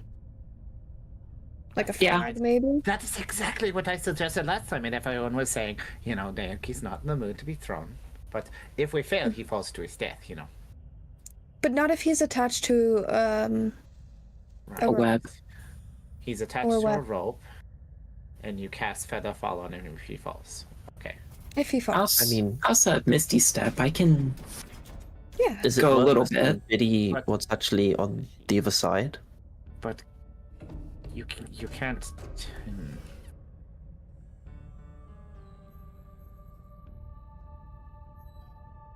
I mean, the problem is anything I can do is just not really going to help you. There is a wall, so I could try to, you know, climb along the wall, but I could also fall to my death. I can definitely climb across it. Do you think you can catch a rope, keeping in mind that throwing a heavy weight on the end of a rope is going to be very difficult? And we barely succeeded last time. What heavyweight would we even use this time? I'm off Is to go there ask any- Biddy what's on the other side. So can somebody just Misty step over there, see if this is even worth our time? It's too far. Okay. I can't see Well, it. here's the thing. You can run and jump and then Misty step midair, and while you're in the air, land on the other side and tell if it's worth it. I'm just gonna turn into a spider. That's easier. Good. We need to commit to these things. We keep coming up with other solutions. You want to do it? Do it. Turn into like a little spider. You just watch me climb along this wall. Over the next 20 minutes. You see another small obelisk that just needs to be activated upon you approaching it. Easy peasy. Touch it. Boop. Yippee. Does it do anything? Hold on. I had something for this. Hold on. It is extra obelisk. There we go. What was that? The power Touch. coming on. And the obelisk comes on. This abridged. Ooh. Hmm. All right. I have Try no to walk idea what. yourself back. Yes, we have no idea what that did, though, right? I don't know what I did. Naoki, are You there any just hidden turned it rooms on. or? I don't think so. It looks just like a bunch of walls. Okay, well, do you have the ability to shapeshift back into a spider so that we can, you know, go back the way we came? Yeah. Yeah. I'll be hilarious. course. Like, nah, sorry, I'm all out. I'm out of charge. No. See you tomorrow. I mean, I presume there's only one more door to explore. We've got that one to the This- left and then the main turned it entrance, on. yes. Alright, let's go. There should be Hey. another memory chip for Bitty around. We should keep an eye out. Yes, look for on our way any secret entrance or anything like that, but we know there's no traps here, we assume, so. Boop boop. I wonder how difficult it would be to redo this place, this laboratory. Can open this door assuming Make it's it not my own. trapped itself. It's Emmeline's own shop. Could be my laboratory. Okay, we're back. I mean, it would only take time and money. Okay. Valerie's gonna go up towards this door that no one has ever opened and inspect it for traps. Right, yeah. That's okay. If I have your permission. Yep. Okay. That's an 8. Everything's Oh. fine. Does not appear to be trapped. Is it locked? If it's not locked on the map, it's not locked. She opens it. In this room, And- there are 4 blue crystals and a automaton of some sort that appears to be inactive. The last obelisk is to the south. Ah. I mean, does it? I'm gonna go and inspect it. Does it look unplugged or like it just needs touching? Emmeline, It seems to be touched. let's look at this. Sorry, let's look at this automaton. Huh? You take a look at that. I'm gonna check this out. And she's gonna wander up to one of these crystals up here because it looks different from the other ones. Am I okay to touch this, guys? Yeah, go for it. Okay, I'm gonna touch this crystal before anything else.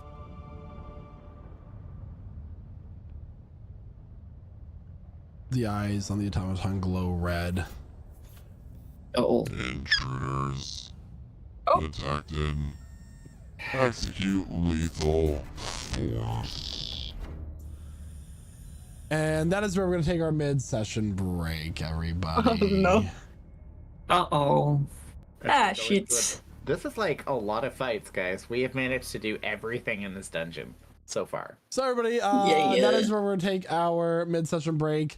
Coming into the next fight of this Zoraxian lab dungeon. If you're just now joining us, Oh my gosh, you're really missing out right now. You might be listening to our beautiful voices on the podcast networks. You might be watching us live on Twitch right now. But if you do want to like kind of catch up and see what you missed, we do this like every Wednesday, and wonderfully, we upload all these on the podcast networks. We also upload the Prestige Encounters every Monday on the YouTubes, and you will find our wonderful history going back, some of which is still being uploaded, but yeah, it's going to be lovely. But you don't want to watch us on YouTube, you want to do this live. We do this every week at 8 p.m. Eastern Central Time on Lich Souls on Twitch, and we stream in a whole bunch of other places too. So, and we play other games like Stardew Valley and Dead by Daylight, and sometimes retro games, and sometimes our Dungeon Master goes to Japan. all right, everybody, we'll be here. We'll be back here momentarily. And remember, new full body art character reveals are part of this mid-session break. So, see ya after all that. Hello, everybody, and welcome to the mid-session break of Prestige Encounters. Us players take this time to refresh ourselves and get a few more snacks, refill our drinks, in order to bring you a more exciting adventure. We would like to take this time to let you know about a few things that goes beyond our Dungeons & Dragons campaign. First and foremost, we have a Discord server at lichsouls.com/Discord that you can join and then play a wide assortment of games with us like Dead by Daylight, Sea of Thieves, first-person shooters, and more. The games we play together change as time goes on and new games are released, and you can join our Discord for more up-to-date information. You can even join us every Tuesday for our community game nights. If you have Amazon Prime, you can subscribe once a month to one channel of your choice for free. Here at Lich Souls Gaming, we have streams that go beyond Dungeons & Dragons. Throughout the week, you can catch me live playing an assortment of games and even use your channel points that you earn during the streams in order to affect what happens in the stream itself. We have over 20 static and animated emotes that our subscribers get to use in our channel and other channels as well. So hit that subscribe button and join all the fun. Well, my cup of players' tears is running dry, so I'm going to let our other cast members tell you about our amazing sponsors for the rest of the stream. Hi there viewers, I'm Josh from Prestige Encounters, and I heard you wanted the best looking maps out of all your friends. Well, do I have you covered with Arkenforge, the best map making tool for all your TTRPGs. There are many different asset packs which can be used within Arkenforge, but if none of these tickle your fancy, then import your own and create anything your heart desires. When building those maps, you don't want to forget about these features such as built-in animation and music plugins to make your maps feel alive at every moment, touchscreen support Fog of War which allows in-person play, and a dynamic lighting system to make even your nighttime maps look their best. Making maps has never been easier, but now I hear what you're saying. I don't like subscription fees, and that's okay. Neither do I. Arkenforge is luckily only a single time purchase, and we can help you out even more if you use code LICHSOULS at checkout. That's right folks, if you want the best maps around, use Arkenforge, and don't forget to use our code LICHSOULS at checkout.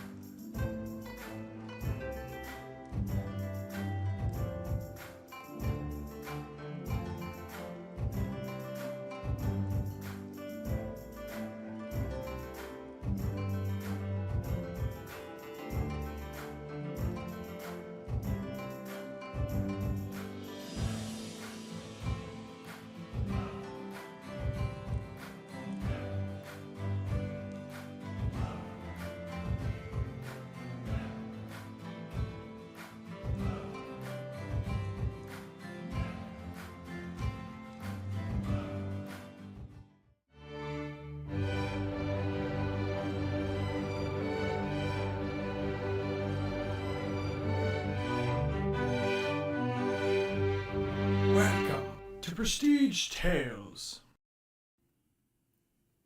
Oh, hello. I didn't see you come in there. Welcome to another episode of Prestige Tales. Tonight, we tell the tale of the Dungeon Master who could. Once upon a time, there was a story of a Dungeon Master trying to weave a grand tale of heroes and monsters. While the prose was mighty, something was missing. Combat in its most epic form must come with epic music. Knowing that this was lacking, one day the Dungeon Master tried to create music of their own. Let's see what happened.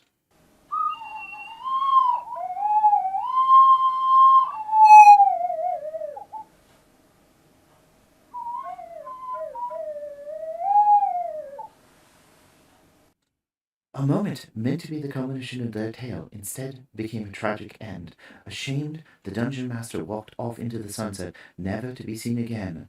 The moral of this tale, be the Dungeon Master that could with Midnight Syndicate. Yeah, and you all hear an angelic choral movement surrounding the Casimir, which does not fit this music that's playing right now, which is fine. 'Cause it's lovely music. Midnight Syndicate are a talented musical production group creating gothic, horror, and fantasy music from your role-playing game at home. Don't be a natural 1, roll a natural 20 with Midnight Syndicate. These absolute legends can be found at www.midnightsyndicate.com on YouTube, Alexa, Spotify, or Apple Music.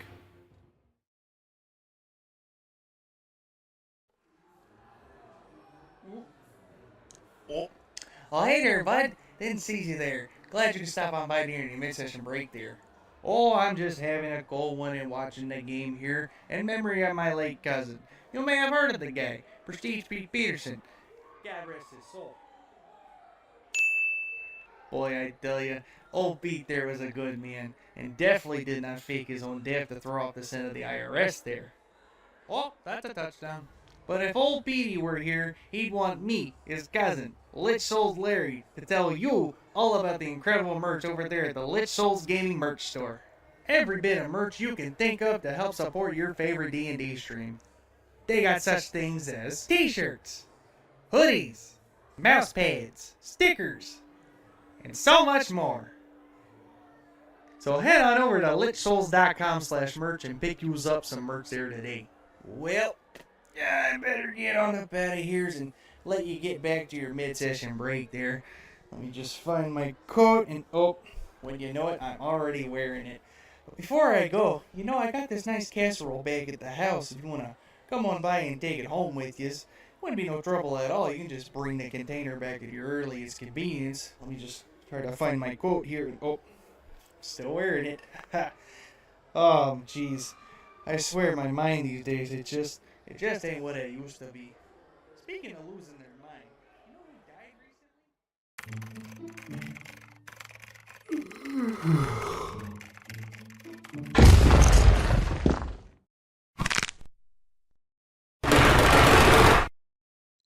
Did you just yawn?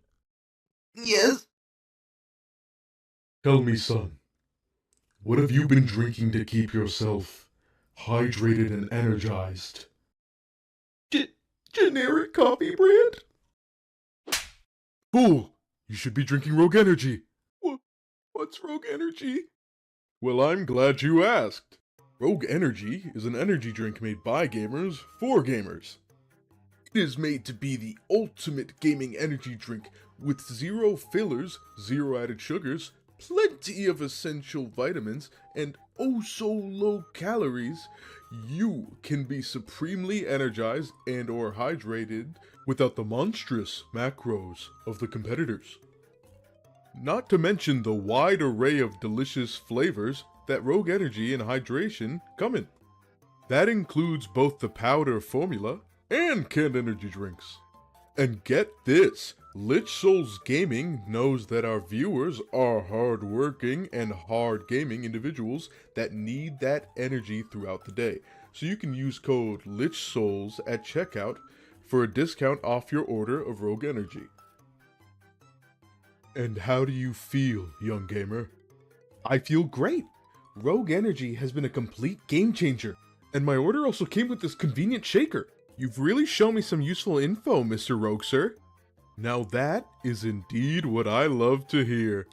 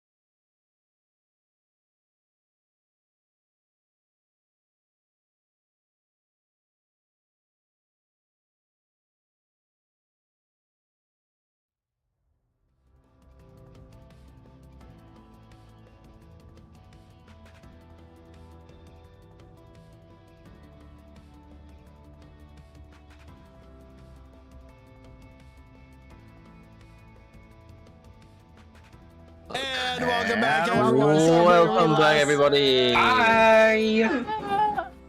Where we last left off. Where the last left off? You heard the words.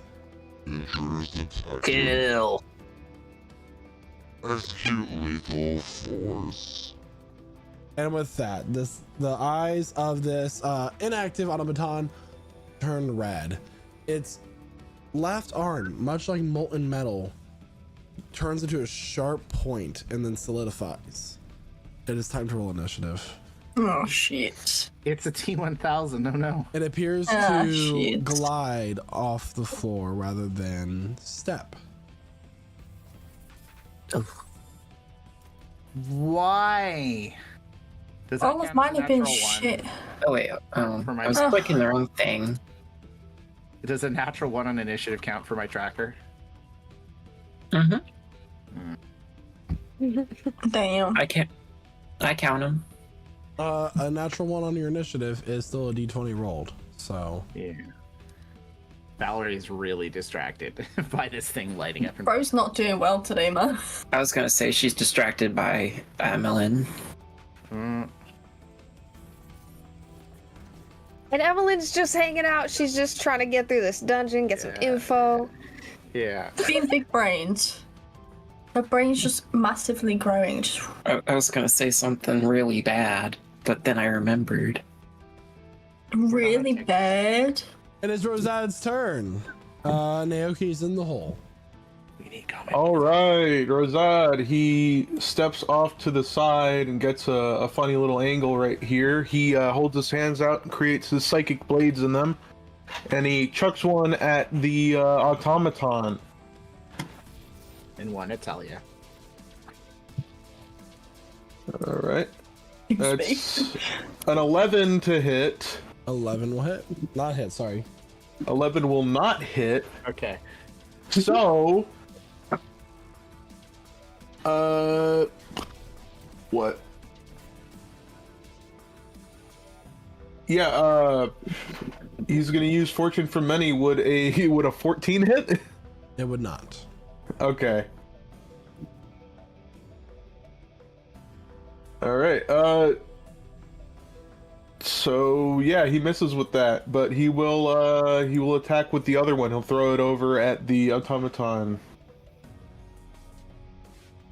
That's a 16. 16 will not hit. And he will use Fortune for Many, and he will that hit afterwards. So will 19 hit? 19 will hit. Okay. Clink. So yeah, that will do 12 points of psychic damage. Actually, subtract 4 of those. So it will do 8, and I need it to make a dexterity saving throw. So it is resistant to psychic damage. Its dexterity saving throw is going to be a 14. A 14 fails, so it is knocked prone. It is immune to being prone. It Okay. flies. Does it like fly? It is on its gliding side? just like slightly above the floor. Okay, so that'll be his turn then. All right, is this creature's turn? It is going to make a sharpened limb attack. It's going to go against Talia first. Ooh. Talia does a what is that to hit? 13 hit. No. It's going to go again. That one's a 26 to hit. Fuck. Yeah. My bad. Okay. That is going to be 14 points of slashing damage. Okay, I can take that. I can take that. Fuck. Plus. 16 points of psychic damage. I can take it. I can take it.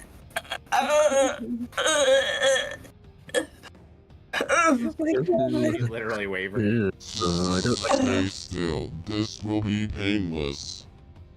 It's gonna make another sharpened steel attack against Valerie. Oh, fuck. That almost fell off. Valerie does a 12 hit. Nope. Do not resist. All right. I didn't On resist initiative your count bad. 20, the crystals will all begin to glow, and lightning will strike between them on the creating a box on the outer end. Cram, I need you to make a dexterity saving throw, please, as a box of lightning flashes. I knew those crystals were familiar. 20 of the 20, natural you three. take half damage. Okay. Accepting. That is 13 points of lightning damage. Is that halved already? That's already halved, yeah. But That's what I don't 26 realize- halved would be 13. He actually absorbs the lightning damage and gains a level. What? No. I And do with that, not. it is now Naoki's turn. Talio's on deck. Renatus is in the hole. So I heard you're made of metal, huh? Alright, well, with that in mind, I'm going to upcast my heat metal into a 3rd level. And that's 3d8 of fire damage on this baby. All right, does that happen at the start of its turn? Says, in contact takes 2d8 when you cast a spell, and then on each action after, as it's holding it, it still takes damage. Okay, so go ahead and roll the damage. Give me a And it second. can't take its own body off, so. Nope. 3d8. There you go. That's 9 points of damage. And it has disadvantage on attack rolls and ability checks. All right.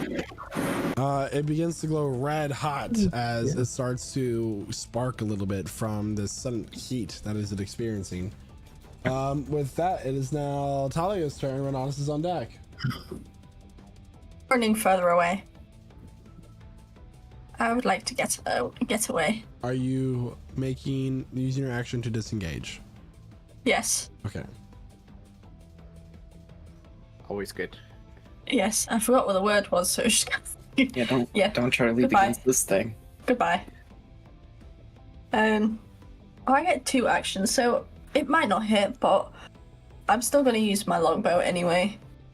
And see if it just hits it or if it just clinks off it. 21. 21 will hit. Do you get an attack as a bonus action if you don't attack for your action? I don't think you do. I chance. Oh, I. Used your action to disengage. Yeah, you can't Oh. use your. Yeah, one. She Oh, I thought because I had 2 actions. Nope. You No, have you to get 2 have to attacks per attack. action. Ah, fuck. Never mind then. Yeah, yeah. All right, it is now Renatus' turn. Renatus will move over here, and then he will summon his echo behind the thing. And he will make an attack from himself. So that will be 21 at disadvantage for some reason. 26 will Or hit. 26, He yeah, I just don't has know it why set it's to doing that. automatically roll with disadvantage. That's weird. Yeah. Yeah, so 26 to hit for 12 points of slashing damage. All right. And then he will make an attack from his echo. So that will be 16 to hit. 16 will miss. All right. And that will be his turn. All right, next up is going to be Valerie with Emlyn on deck. So Comes in the hole. Valerie seeing this thing hits very hard, is going to once again cast a mirror image on herself. So the kind of like that mirror cracking as you're seeing multiple versions of her occupying the same place. And let's see who is up. Coming up soon, and she's going to go to Rosad, look at Rosad saying, "Hey, you didn't do so good last time, but you can do better." And she does a little fan dance, so I give you a D12 bardic inspiration. All right.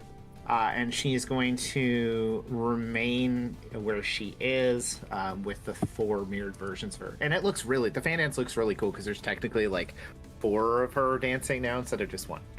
That's his turn. Emmeline. Heck yeah. We're gonna point an accusatory finger at this hunk of metal, and we're gonna cast Toll the Dead. I need it to make a wisdom saving throw for me.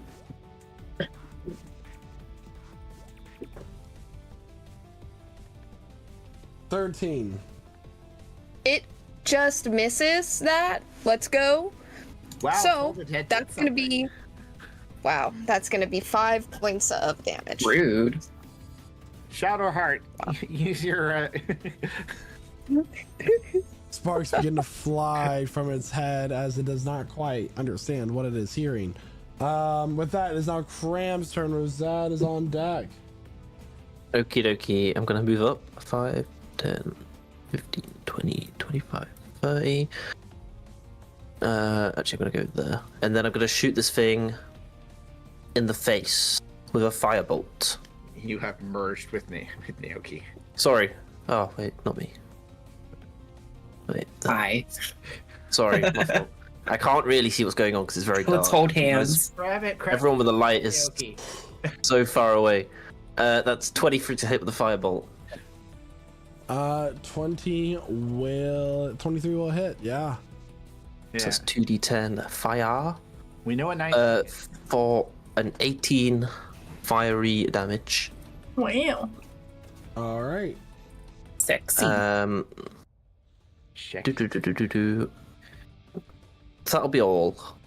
All right. So Cram launching a firebolt at this creature, lands square in the chest. It, with already its heated body, continues to deal damage to the creature. It is now Rosad's turn. I'm on deck. Rosad, seeing as his psychic blades weren't as effective as he wanted them to be, they disappear from his hands, and he pulls out his short sword and a dagger, and he will run up and make an attack with the short sword at this thing.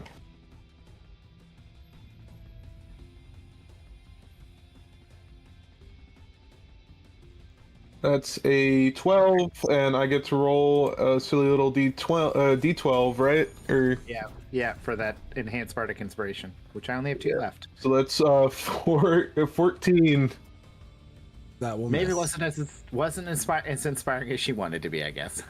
All right, and I guess it's worth a shot. But does a I guess an 18? Would an 18 hit? 18 just hits. Okay, yeah, so he uses Fortune for Many. He sees all of these people around him, and he decides he's not going to make a fool of himself. So he focuses and hits this thing. Nice. Doing 22 points of piercing damage. Damn. And with this attack, there's a gleam of focus in his eye, and he quickly, with the dagger on the same part on the action, will attack with his dagger in his offhand using the Nick mastery. Ooh, he's so fancy. So that is at advantage from Vex. So it'd be a 12. So it misses. Alright. It clinks off, but he still has his bonus action free, so he'll use that to disengage and move 10 feet this way. The rogue is roguing, guys. All right. At the start of this creature's turn, it's going to, at will, cast Dispel Magic on itself. Magic interlopers detected. It's going to charge directly Can at I- Emmeline. Oh, never mind. Oh, Not provoking shit. opportunity attack, as it is very fast. Emmeline, I need a dexterity saving throw as it reaches out its sharpened arm and charges at you. Whoa. Whoa. Hi, Mama. You said save? Yep. I'm sorry, a strength saving throw. Oh, okay. Okay. So a 9, what's your strength modifier? Oh, well, that's still worse. All right. You are now grappled as this now it has you skewered on its arm. Its arm going straight through your torso. You are going to take 11 points of piercing damage. Just a flesh wound. It's okay. And that was not an action. If it moves a certain amount of feet towards someone, it just does that. Who's now a kebab? Oh my. Oh my god. Without turning its body, its head snaps around. You will be neutralized. And with that, it is now Naoki's turn. Talia's on deck. Renatus in the hole. Alright, noticing that his spell's gone up in dust, he's going to use Summon Fae. Summon Fae. And it spawns like a little creature, and this thing is going to be pissed off. It's fuming. Where do you summon it? Right in front of me. You don't have to summon it in front of you, though. Oh, you don't? Within the range. Oh. You can move it to wherever you summon it. Yeah, so look at the range of your spell, and it'll tell you how many feet you can summon it. Oh, perfect. Put it right beside that guy. Okay.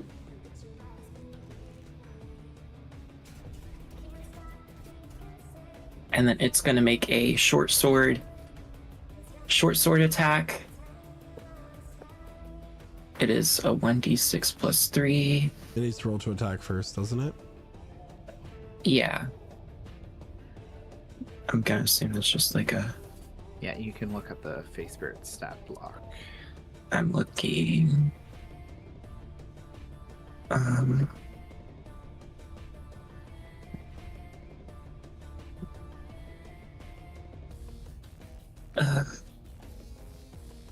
Oh, 1d6 plus 3 plus the spell levels piercing.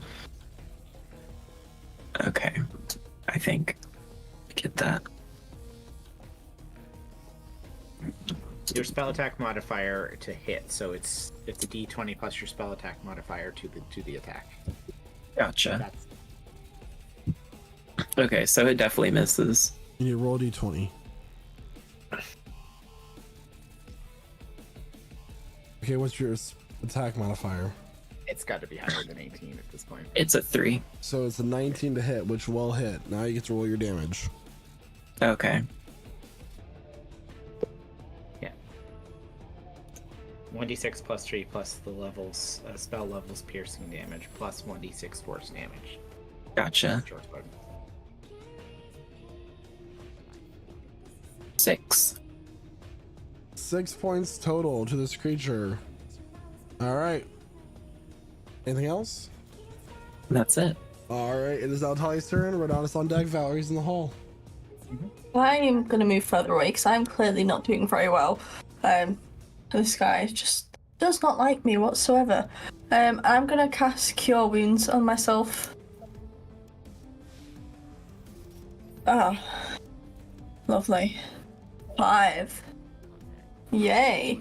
And then, just as a bonus action, I'm gonna cast Hunter's Mark on Mr.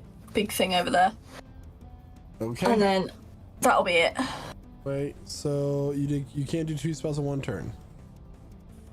Even if it's a bonus one? Correct. They're both leveled spells. Poo-poo. Oh, I was gonna say, because it's letting me cast it twice without expending a spell slot, so I didn't know if that was... Is Hunter's Mark... Hunter's Mark is a spell slot. I can cast it twice without using a spell slot. It still is a It still magic casts action. as a spell, though. What you can do rather than... So you have a potion. You can drink your potion as a bonus action. And do... If she has Hunter's Mark as a bonus action and it doesn't cost a spell slot, she can cast it on the same turn. That's the new rules. Okay. It's technically a feature. Yeah, so long as it doesn't expend a spell slot. That's the rule for the spells. I haven't used it yet, so it says I can cast it twice without expending a spell slot. Okay. Oh.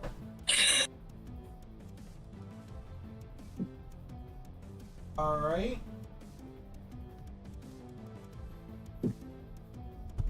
Anything else for your turn?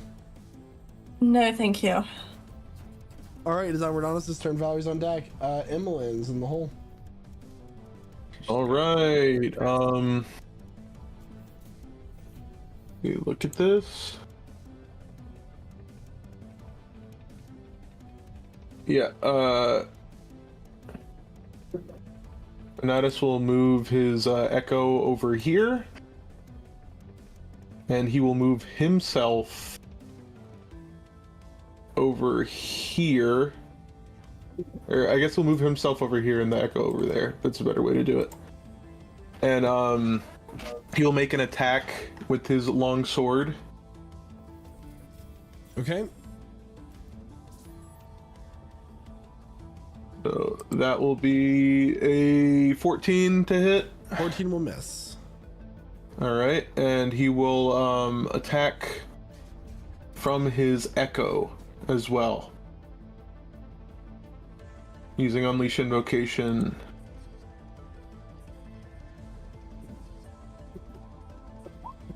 Which is a 10, so it misses as well. That will also miss. Anything else for Renatus' turn? That's action, bonus action. You got your movement.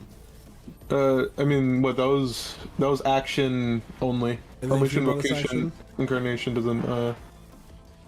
Bonus action. He will activate Form of Dread and give himself some temp hit points. Okay, this creature is immune to being frightened, so we'll ignore that part of the ability. Yeah, just for the hit points. All right, Valerie, it's your turn. Emlyn is on deck. Cram's in the hole. How badly hurt is this entity? He's not bloodied yet. He's not bloodied yet. Oh my god. He's taking about gosh. 73 points of damage. Okay. Valerie, seeing Emmeline in some degree of distress, is going to rush up, saying, "Let go of it, you. Let go of her," and hit it with the fan. Not going to activate the psychic, because notice that we would notice that the psychic blade seemed to do almost nothing, right? That was kind of logical. Or you would have seen Rosad switch up his tactics, I would say. Yeah. He did one thing in his previous fight with us, so. And she's a little too angry, and she kind of like fumbles her attack. Spinning, kind of sliding off of its armor. And kind of looks at it, and some degree of disappointment will cast a first level healing word on Emmeline. All right. So, get better. Get off that thing, huh? Crying. She's like, she's still impaled, isn't she? Or is she? Yeah. Blood is trickling out of the corner of your mouth. At the start of your turn, as you are currently grappled by this creature, you are going to take some piercing damage as you are still on a spear. That is going to be 7 points of piercing damage to you, Emmeline. And now you may start your turn. Yeah. Okay. Healing too before that happened. Yes. Quick question. It's not saying anything when I've looked it up about vampiric touch, but am I able to make that attack against this machine? You are. Considering, okay, awesome. I mean, then it has HP. It doesn't say specifically in the spell that it needs to be alive. It doesn't work against constructs, so it does work. Okay, sweet. Then we're gonna go ahead and cast that. Oh my gosh. That was a 10, so I don't think that hits. It will not. Okay, she'll just kind of go to reach and like grab onto this thing, and her hands are slipping. The gloves are all wet now. That's her turn. She's fumbling. All right, it is now Cram's turn. Rosad's on deck. Okay, I'm gonna move up a little bit. And then you're gonna see Cram focus as a little clock appears above Evelyn's head that seems to be at the 2 o'clock mark, as I'm going to use 2 sorcery points on Bastion of Law. So next time you take damage, you can use up to any of these wards. You've got 2, and you can roll a d8 and subtract that from the damage. And that is my action. And then bonus action, I'm going to cast Bastion of Law is a class feature, so it's not a spell, right? So I can class a spell? Correct. Cool. I'm going to cast Healing Word on Talia at level 1 for 9 hit points. 9 hit points. Is that temp or normal? Normal. Normal. Get a heat. Thank you very much. Heals for feels. And then that'll be all on my turn. Alright, it's now Rosad's turn. Rosad will move around these teammates to over here, get a better angle on this thing, and he will attack with his short sword.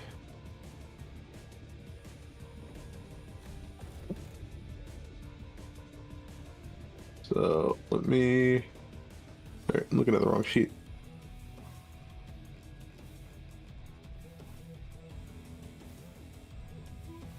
That will be 21 to hit. Wow. Yeah. 21 will hit. For 12 points of piercing damage. Okay. And once again, he attacks with his dagger in quick succession, using the opening he created. And that's a 15, so it still misses. I will miss, correct. Cool. And yeah, that'll be not his turn actually yet. He will use his bonus action to disengage and run this way. And now it's his turn. Alright. A number of blades will protrude from this creature's body from its lower half as its lower half spins. Anybody who's within 5 feet of the creature outside of Emmeline, as she is skewered by it and currently being kind of lifted up, needs to make a dexterity saving throw, please. DC 15. Okay, so there's no 2 hit on this. It's just it's a spinny spin. Spinny spin. Brian. I got a 15. That's a 4 from Does the Renatus. phased creature take damage, Isaac? I'm working on it. My thing kind of messed up. It can. Alright. So I need a dex save from the Fey creature. Using its stab block, please. It misses. It'll take damage. That is 8 points of slashing damage. Halved if you succeeded? 0 if you succeeded. Oh, okay. That's cool. Is the echo okay, or does it have to roll a dex save? The feel like it echo disappears, right? Yep. Poof. Okay. All right. Yep. Turned into blender mode. We're in the second stage of the boss fight.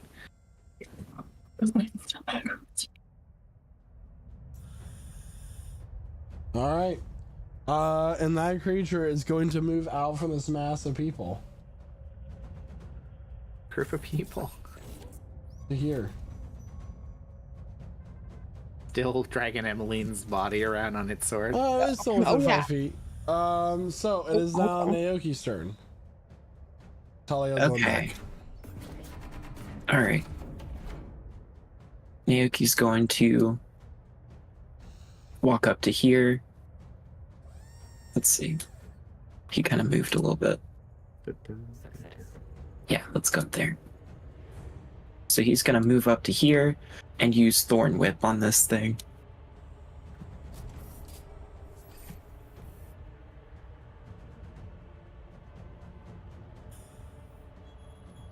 Is that it? Ooh, that's a 19. 19 will hit. Perfect.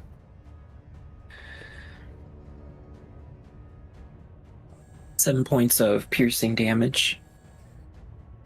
7 points of piercing damage and gets dragged 10 feet towards you. Oh, I don't want to drag it. I just want to smack it. Okay. You just crack the whip, but you don't drag it. All right. I don't want that thing near me. Anything else for your turn? The Fae gets to take a turn. So it's gonna try to. It's gonna move up to this thing yet again, and it's going to use its multi-sword. So that's a D20 to it. Let's see if it hits. Right. Oh, it ain't hitting shit. All right, the little fake creature tries to run up and slash at this creature, but it misses. Its sword bouncing off of the metal armor of this creature. But that is now Talia's turn. Rena's on deck. Valerie in the hole. Does bandage me? I'm gonna try and shoot him. 12 does not, that unfortunately. I'm feeling brave, so hello, good sir. I will attack you with my longsword. Shit. Natural one. Oof. She's feeling brave. Plaff. I can't even use my hunter's mark either because I didn't hit either of. Yeah. Anything Yeah. else for your turn? No thanks. All right, Renatus, it's now your turn. All right, Renatus is going to, I guess, move this way, move up to it. He's just gonna make a nice, silly booming blade against it. Okay. Yeah, let me.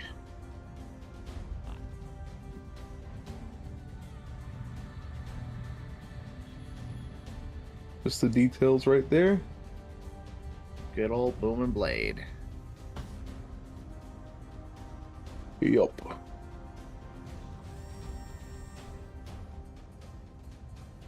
So that's a 10 to hit. 10 will miss.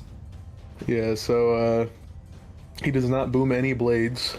No. And he will resummon his echo right here.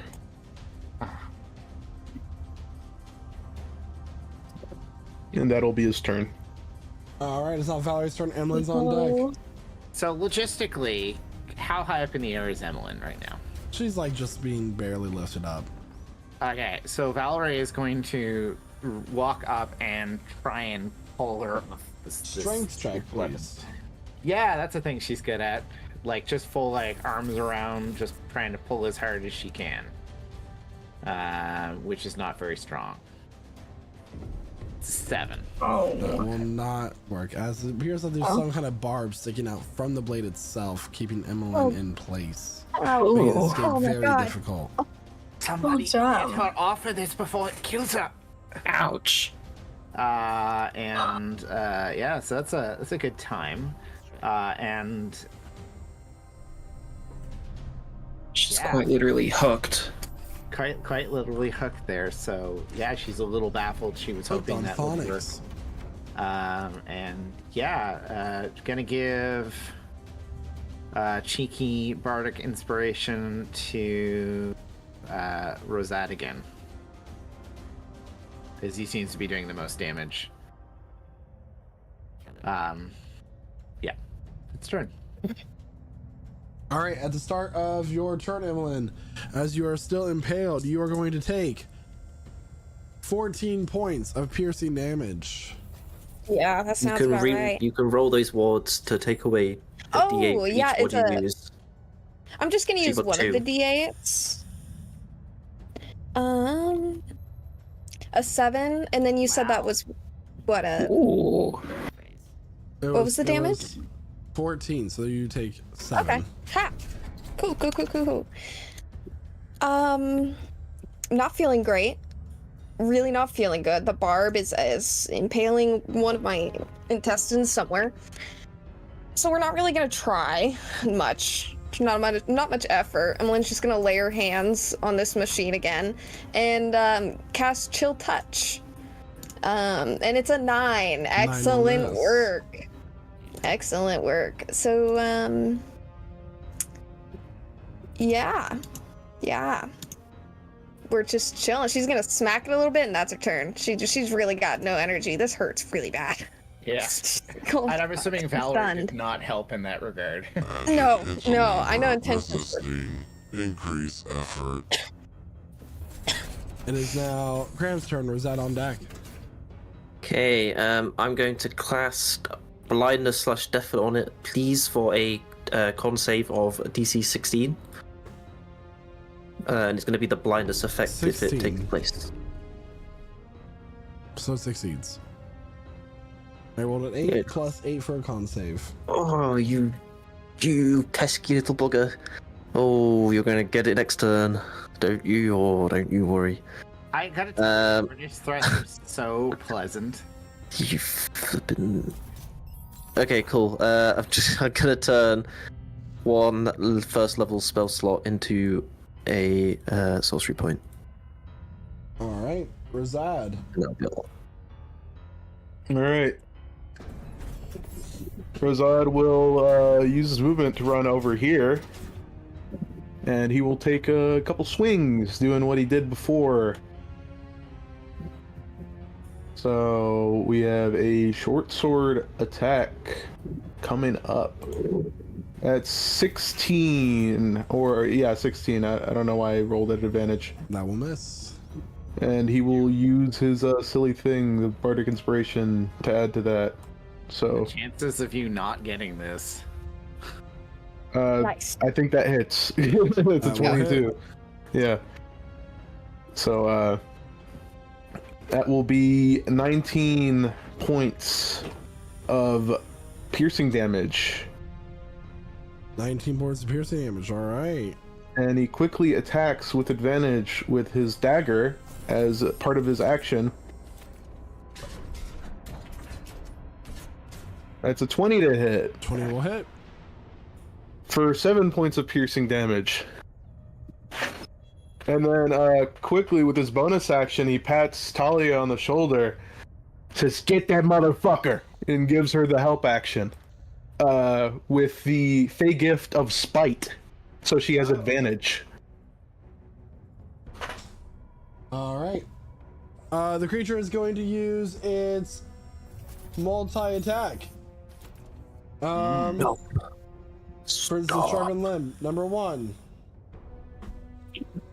It's going to be against Rosad.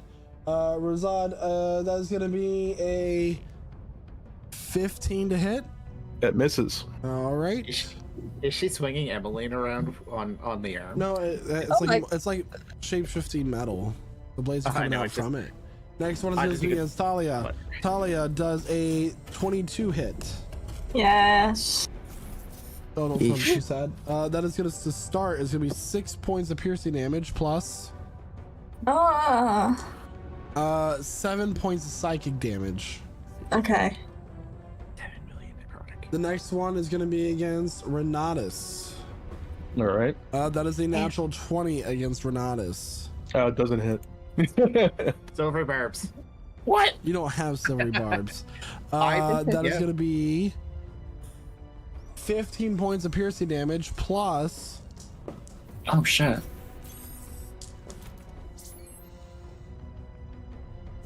$23 points of psychic damage. Ouch. Oh. So that's a funny amount of damage. 38 points of damage total. Jesus. It's gonna move here next, dragging Emmeline with it. Oh my god. Yep, that's its full movement there with drag. Sorry, it's Just a actually right here. Initiative count 20. I need Talia to make a dexterity saving throw, please. As you are between two of the crystals. Electric. Oh no. Ah, shit. That Wait, will can I get fail. advantage on this? Do I get advantage on this? Is that how this The works? help action would not help No, with this. the help only affects the attack, the next attack. However, you're lucky. I rolled a ton of ones of that. That is 16 points of lightning damage. Oh my god! She's fine. She definitely got That, the that effect could of have a long rest. been way better. Yeah, that's crazy. That's 111. That's 1-6 lucky. though. Yeah. A lot of ones. Still That's better not than optimal. Casimir's fireballs. No, that is still worse than Casimir's fireball. He was rolling 66. He was rolling a lot more dice. All right, it is now Naoki's turn. We're talking on Duck. All right, he's gonna whip this thing again. Whip it. Whip it real good. That is a Never freaking mind. miss. Naoki goes to cast this spell and whips himself in the face. Roll damage. What? You get the very Nice. rare critical fumble. That's you don't 5 take any damage. damage, just fight. Don't complain. 5 points of piercing damage as you hit yourself in the face. Ugh. Ow. It kind of hurt. Hitting yourself. Stop hitting yourself. Talia, it is now your turn. No, it's not. Naoki's turn. All right, little fake creature. Get him. It's like, Did you just Get him. like a streak of Emmeline's blood? Yeah. this fake creature's so fucking pissed off right now. It's pissed off now. It's fuming. It can also teleport, by the way. Ah. I rolled a 2, and that's with advantage. Misses. Oh, no, 16. Plus. You did 2d20 there. 3. Hits. Alright, so this thing is going to use the sword, so that's 2d6. 9 damage. 9 points of What's your, damage. what's your spell casting level? Looking hurt. 3. Yeah, so it's 12. Oh, yeah, 12. All right. Thank you for those sound effects. Lovely. Talia, it's now your turn. Awesome sauce. You have advantage. Do I get it just the once? Yeah, you get it just once. Colt. Shoot the bitch. Go one more time. You still have to use it. Oh, fuck. You could make that a natural 20. You won't. Never mind. I'm taking the 28, so shoot. Line it up. Line them up. Shoot them down. 7. 7. Yeah. Yeah. And I also just realised as well, because I was hit, my hunter's mark is no more. I forgot to roll, so it's gone. Bro's disappeared. I'm sorry to hear that. Ciao. You had a- 19. 19 will hit. 8. As Talia lines up this bow shot at this creature, how do you want to do this? Yeah. Rizad's Let me get a closer look at this bitch. I'll get right in the center of its little crevice in its head. Smack him, he goes backwards. As it's looking to draw back another hand with a blade to stab Emmeline again, they're trying to finish her off. An arrow, Emmeline, you see this, flies straight through the creature, goes through its head, and the creature slumps. Its multiple pieces are kind of like floating around each other, fall apart, and you get dropped down to the ground, thus ending initiative. Okay. Quick question. Quick question. Yes. Am I gonna take more damage if I pull myself off of this thing? I'll say you're able to just pull yourself out. Does the Sweet. blade kind of dissipate? Sure. Like just get The whole thing crumbles. However, it does leave behind a small orb, similar to the one you first had. It's a little bit smaller than the one that was in the main room.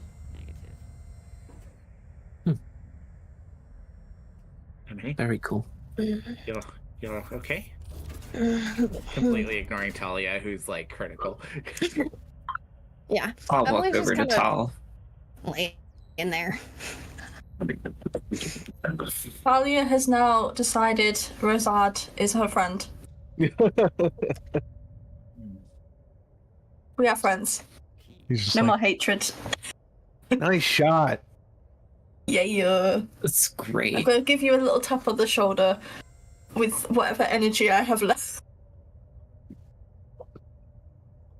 Hey, you look like you're about to fucking die. I would calm down.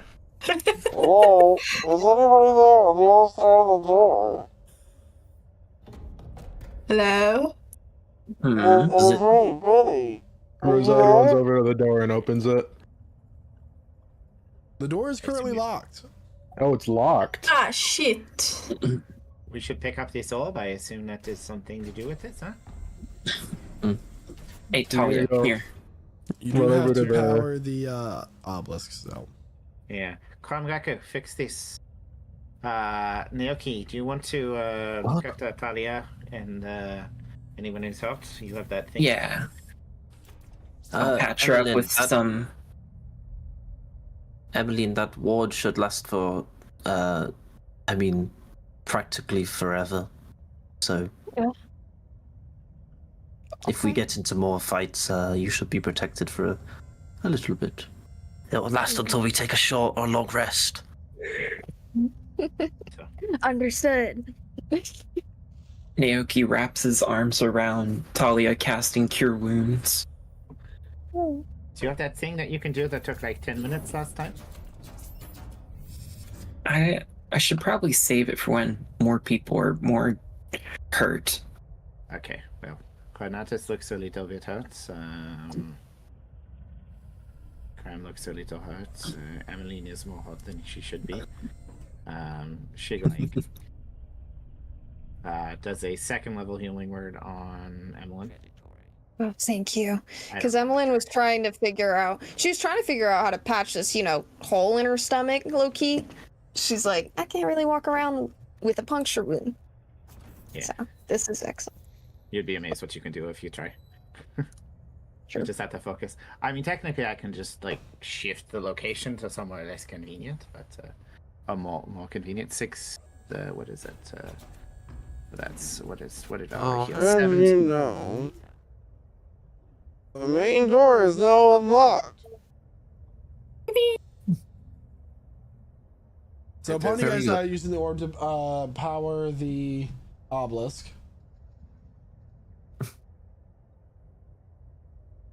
door opens. Yeah. Woo! Open up. Does there seem to be any secret rooms around this room, around the edges? Investigation check. Yeah, Do a quick I was about to say, scan. can Valerie help with that? Because I wanted to know the same thing. Yeah, can do. I'll roll with advantage. Avantage. I'm not very good, but I'll do it. 18. There does not appear to be any secret rooms here. Okay. In fact, just to make Did things a lot easier on the whole party. You're just gonna reveal the whole map? No, Did we look for any of the memory thing that we needed? that's what you were just kind of I mean- looking for. Okay. We teleported back to the main. Ah! Warp. Because there's nothing else for us to find at this point. Right. Now, I know what you're thinking. It looks like there's a door there. There is not. Do we think there'll be a fight in this room? I think at this point we can assume there'll be either a puzzle, a trap, or a fight. Or all Okay. at the same time. Everyone, Maybe. stay still, and I'm gonna use a sorcery point for everyone. So everyone has 1 ward from Bastion of Law. Ooh. Thanks. Next time you take, pardon? Do I have 2 now again? No, you only keep 1. Okay. So Talia, Naoki, Okay. Rosad, Valerie, finally, Renatus. Yep, cool. Sorted. Don't die. Well, I may be going that way. Yeah, Renatus drinks his potion of healing. Yeah. So we need to deal with if anyone needs healing critically before we move on, because we got 2 people in the yellow right now. I have one healing potion left if anyone would like it. I also have one, I'm pretty sure. But we should try to keep as much as. What is the thing they said? Sometimes you need to keep a potion for the moment where your spellcasters aren't there to bring you back in the brink. Oh yeah, that's like a totally common saying. It was something they said when I was a child in disembodied voice.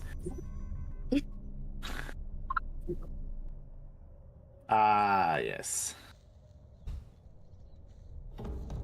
Okay, so Talia still looks pretty badly hurt.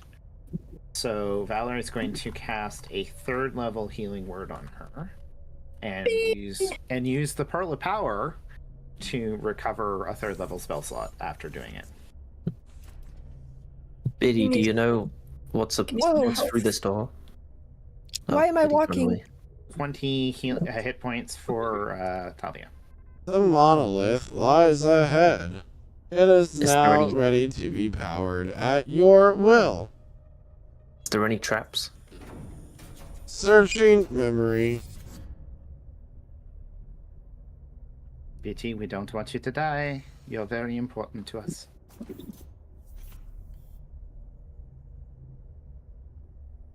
I don't think he remembers if there's any traps. I think, Rosette, can you quickly check for traps up ahead? You're near the... Okay, you guys need me more than you guys said you would. I'm just pointing that out. Honestly, it's nice to have somebody to carry the load. No traps in memory. Alright, Rosette will still double check just in case. He doesn't trust a metal man. A metal man. Coke Zero. Not sponsored, by the way. No, we're not. I'm just pointing it out. If everyone's wondering why my Coke Zero. Gotta make an investigation check there, Razad. And as you're kind of like approaching this, you see this massive monolith, this stone that appears to be made of some sort of greenish blue mineral, just towering in the center of the circular chamber. 21. There does not appear to be any traps. And this area is just littered with Zeraxian bodies, these torn apart automatons. There's one that with a little book that just says Krem's mom's last words, but it's broken and ripped to shreds. You're horrible. You are. Aww. What is your problem? Rude. Rosad will look to Cram and point to the bodies. She's like, "This is what I meant. I only ever seen them like this. Scraps." I mean, did you not see the ones in the room? Oh no, you must have ran past. It's fine. There was some in the room before. Why are you rushing to the middle? The monolith is ready to be activated, as is Dr. Krager's orders.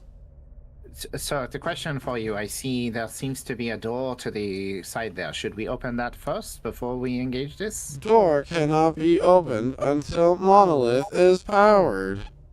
It is the way out in case of collapse. What happens if we power the monolith? Searching.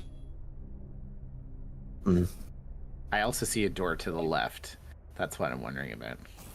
Is that the exit? I think so. Okay. I don't Preparing think to power monolith. Okay. How would you do this? So there are a number of devices that are attached to this monolith that all the circuitry kind of like runs to.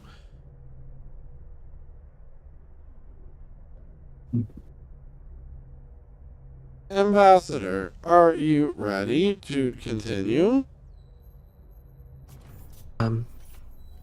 Sure. Yeah, go ahead, buddy. Initializing. A hum begins to appear. And Valerie and Cram, this starts to become familiar with you. This is very much like the monolith that you saw in that vision you had several weeks ago, right before you dug yourself out of your own grave. What? A green energy begins to build up around the monolith, starting from the bottom, begin to circulate from around. And upon it reaching the top, there is this pulse of this green energy that just circulates out. It kind of washes over each one of your bodies. And for a moment, you feel weaker. Oh. Oh no. I don't like that. Feel a little sick. Ugh. What happened? The monolith has been initialized. Process cannot be reversed. Proceed to the exit. Did you draw energy from us, Betty?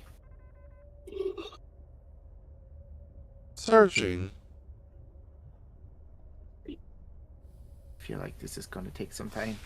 I was gonna say, I think we should probably go.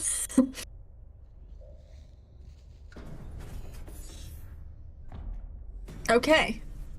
Let's go. Memory not found. That's okay. Evelyn, do you want to stop and take a quick sketch of this monolith? Oh, yeah. She'll pull out her notebook. Quick question, by the way. When that wave emanated from the monolith, did it affect me as badly? Did it feel as negative passing through me, or was it so-and-so?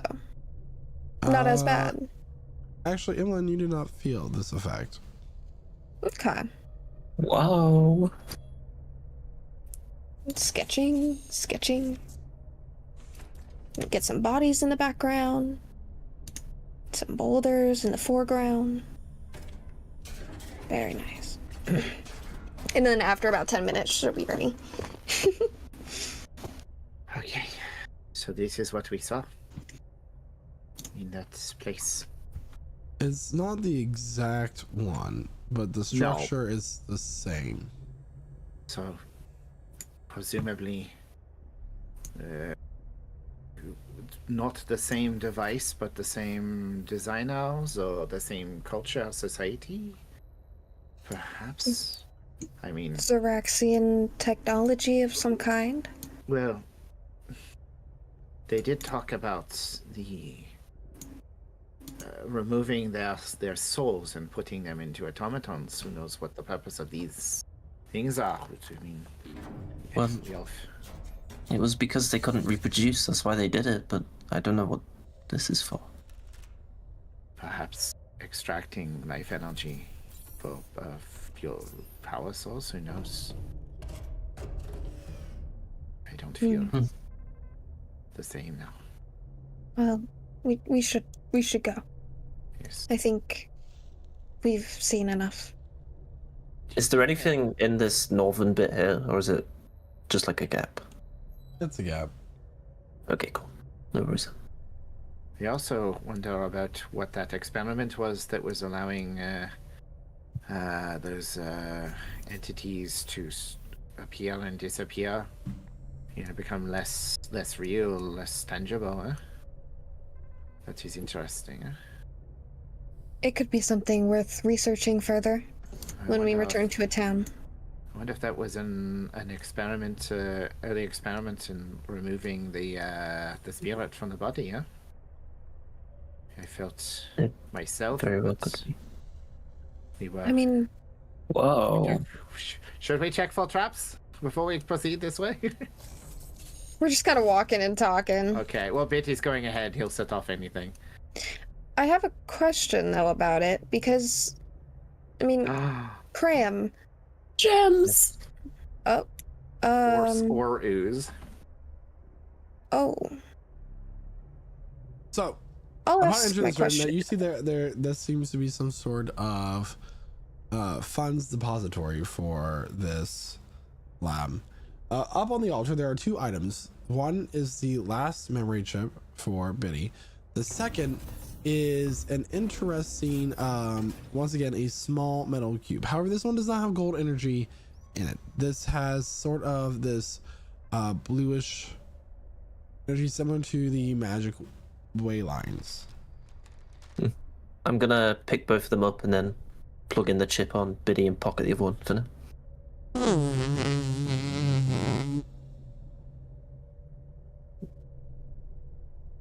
Recorded event of obelisk activation found. Warning, upon this file being viewed, it will be deleted. Do you wish to continue?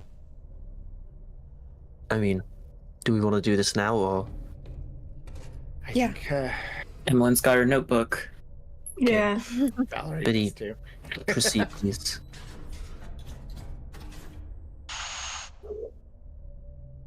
Congratulations, everyone. This is a fine day as we have finally found enough power to fully activate the obelisk. A number of the Zeraxian scientists are surrounding the obelisk, all sorts of consoles throughout the room. Professor or Dr. Gregor stands there at the helm. People begin to clap and cheer. So, Craigle. Alright, if you want to go ahead and begin initializing, Bitty. Absolutely. Will do. Proceeding. You watch as Biddy approaches the console and it begins to activate. The same thing begins to happen. There's a slight buildup in the energy as this pulse comes out. As this happens, a number of chaotic events immediately begins to break out within the lab. It's gonna be loud for a second, I'm sorry. Oh, we're good. You watch as these power sources from within the Zeraxians begin to get ripped out and absorbed by the obelisk. What is going on? There are screams of panic as whatever this activation of this obelisk happens begins to pull out the very life source of the Zeraxian scientists. Bitty, hurry! To the treasury! Craigle grabs Biddy and begins to drag him through the door and lock it behind him, kind of preventing some of the energy to get through this heavy metal door. Doctor, what is going on? We do not have much time, Bitty. I need you to record this final message. Initialize the protocol to record the last moments of the obelisk. You notice At this point that the doctor has a major wound within his chest from where his source had begun to get cracked and drawn out before he was able to get through the door. it appears that the obelisk does more than just drain the vitality of the undead when it is fully powered, like the two sister obelisks nearby. It appears that when it was fully powered, it also drained the vitality of those that were once dead themselves. By us transferring our souls to these bodies, we were technically dead ourselves, or considered resurrected. It is only a matter of time before all of those resurrected in this area will be drained of their own souls and no longer alive. Where the souls are being directed, I do not know. But it is only a matter of... The matter of Bitty? Hello, I am Bitty. Okay. Hmm. So, did the Zeraxians build these obelisks, or were they just experimenting on them? It seems like this Dr. Craggle did not entirely know what he was dealing with, huh? Seems they underestimated exactly how the energies would transfer. Wow. And the question is where they are transferring to. So, at this point, those of you who feel weaker, begin to realize why you feel weaker. You all, except for that of Emmeline, have been resurrected. Shit. All of your souls are slowly being drained by the monolith. And this is not the only monolith that you can connect has been activated, as there are 3. one to the eastern region of the main Zeraxian Empire, one in the central area of the Zeraxian Empire, and this one to the west. One to the west. You are in the western region. Okay. Wait, so was it south? I'm sorry, the first one? There are 3. Let's pull up our map, shall we? Yay! Yes, I love Yes. the map. There's also chests and loot.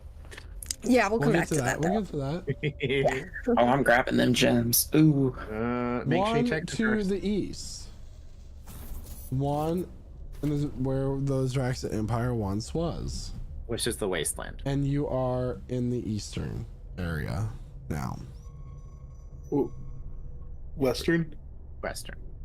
Western, yeah. West. So east, central, and west. So we have some clue as to. So if we are in the west and the central monolith is in the wasteland, then the east is it in the Empire? Wait. If it's in the wasteland, doesn't that mean it's near the grove? It would be. Would it be near the grove? That Naoki would probably have more idea. We were going to investigate a grove in another location. Is it near that where they're having trouble, or?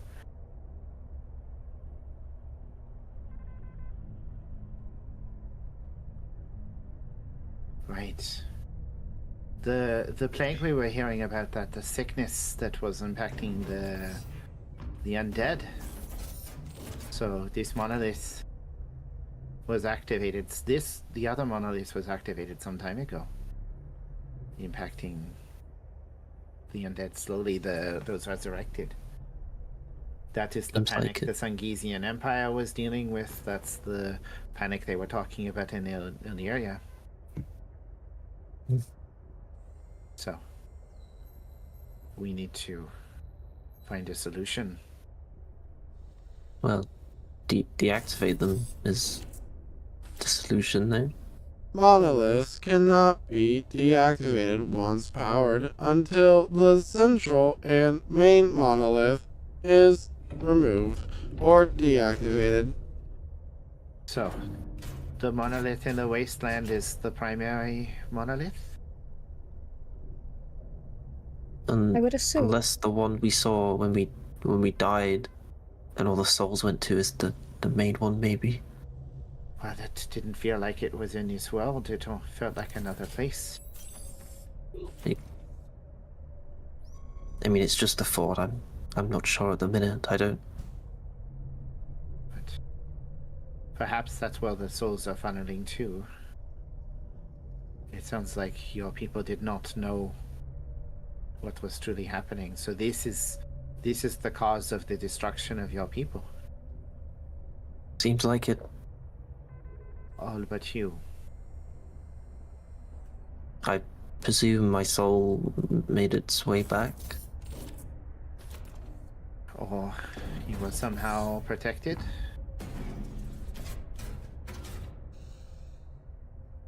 By the sounds of it, doesn't sound very protected anymore. Yes. I mean, Norinda, do you know where you were found, Crumb? Near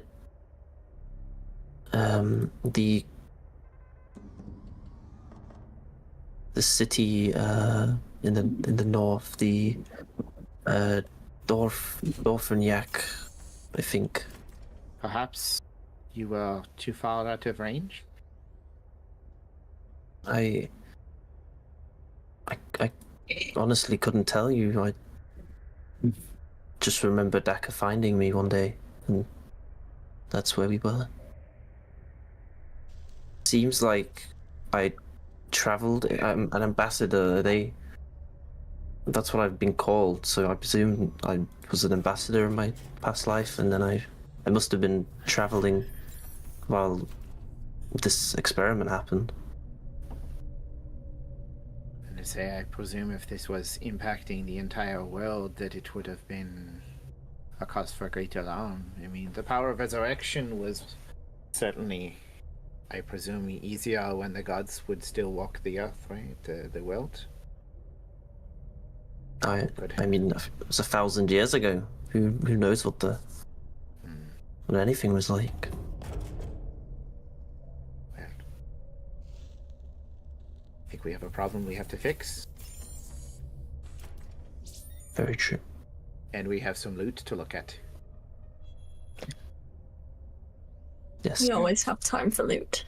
Based on previous data, your body should resist complete decomposition for 2 months.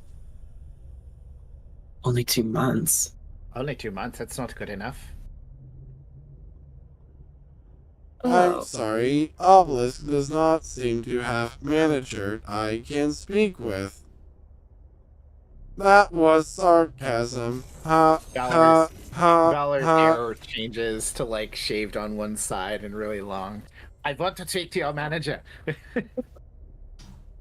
She got a bob. Hold on. Yeah. Someone. That robot thing. That thing. He just said, our souls are being vacated from our bodies if we've been resurrected. Mm-hmm. Have you been resurrected as well? Yes, I've been resurrected. This sucks. It's Well, much I more mean, common than I If you don't want previously to thought. wait. Oh. I mean, Tali did help you out with that shot. And lead us here. I don't want to die again, man. Oh, that's, yes, you I don't think it's dying more than just your soul's taken somewhere else. I think that's what dying means. I think that's the definition of. Our bodies are going to decompose. We're going to look worse than Renatus does right now. I mean, Evelyn we is have- going to. Sorry, you can go ahead. I mean, we have 2 months. We can fix this. I believe in us. It took me a very long time to get from my home to here. 2 months is very short. Well, better get running. Valerie, Okay. Yes. do you mind if I look you over for a moment? In any special regard, like you looking for something, wounds, decay. Can I analyze Valerie to see if this is some kind of curse? Is there a way for me to dictate that? Do I need to identify? Or can I so just, you- like, raw dog it? You can't quite. I mean, you can make an Arcana check to make an educated guess, but Okay, I'll take it. like, there's no way to like identify this as a curse from just examining. The roll It's not shows a that. curse. A curse is bestowed. This is more so a very powerful this is kind of straightforward. A very powerful magical artifact that is absorbing souls and routing them elsewhere. Okay. And it's been revealed that the monolith was not invented by the Zoraxians. It was found. They were found and experimented on. They initially thought that they were able to ward against undead in their regions and offer a form of protection. But it appears that the obelisks were created for something very different. It's very ironic. I mean, you're certainly free to examine me over the next few months to see if there's any difference, but right now, The two that you have. Yeah. Oh, that's yeah. Of course. We should get moving. Well, we're Everyone going to should do this. gather. There are some chests. Looks like there's some piles of loot. And we need to make this time count. Once going you to are study- prepared to leave, step on Magic Circle to be teleported. Oh, that's what this is. I Where, was just about where to does study it what teleport that you was. to? I guess would be that magic circle outside. Yeah. Hey, if you want to help me by opening that other chest. Yeah. Are they Rosad will go up to the chest. Is it locked? No, it is not. Alright, he'll open it. She'll open it. The other one. I've gone up to the little goldy thing.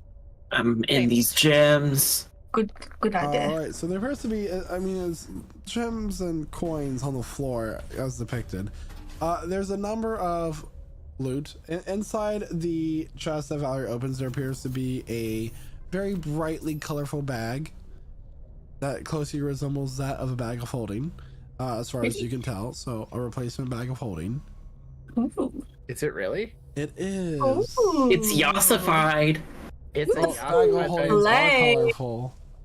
Slay. Look up a picture of bag of holding. Fight me. Does Valerie? Here's a thing. This is a bag of holding in a dungeon. Does Valerie know what happened? How to get things out of a bag of holding if you don't know what's in it? Make an Arcana check. I'm gonna say probably no. Yeah. It's an 18. I mean, you can give it a try. Yeah. Like, does she know the turn it inside out trick? Or she just had to fish around there and like, I'm looking for gold? Mary Poppins. No. It's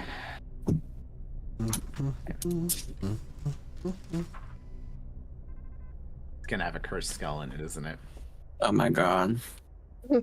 I would Why'd you say never. something? It has the cursed skull's girlfriend. At least we have abundance of gems now. And she's even more annoying. Gems. Oh no, they just fight. Like, he comes out and he's making fun of Valerie, and then Oh, we get the gossip. and like they just start like arguing like an old married couple. And What's in the chest to the bottom left? There are two items there. One is a golden amulet with the symbol of the. Oh my gosh. I can't think of this name right now. Hold on, please.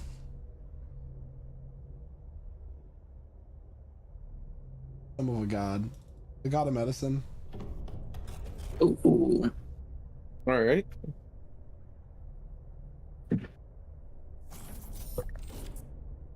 What did it do? Hold on. Oh, you don't know.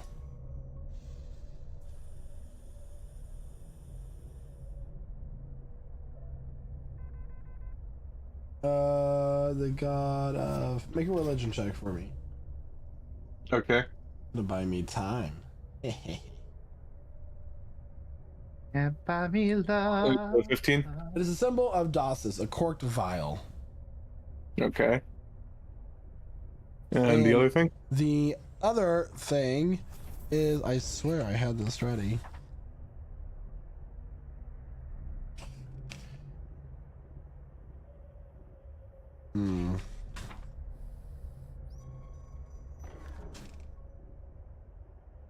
It's a black obsidian sword.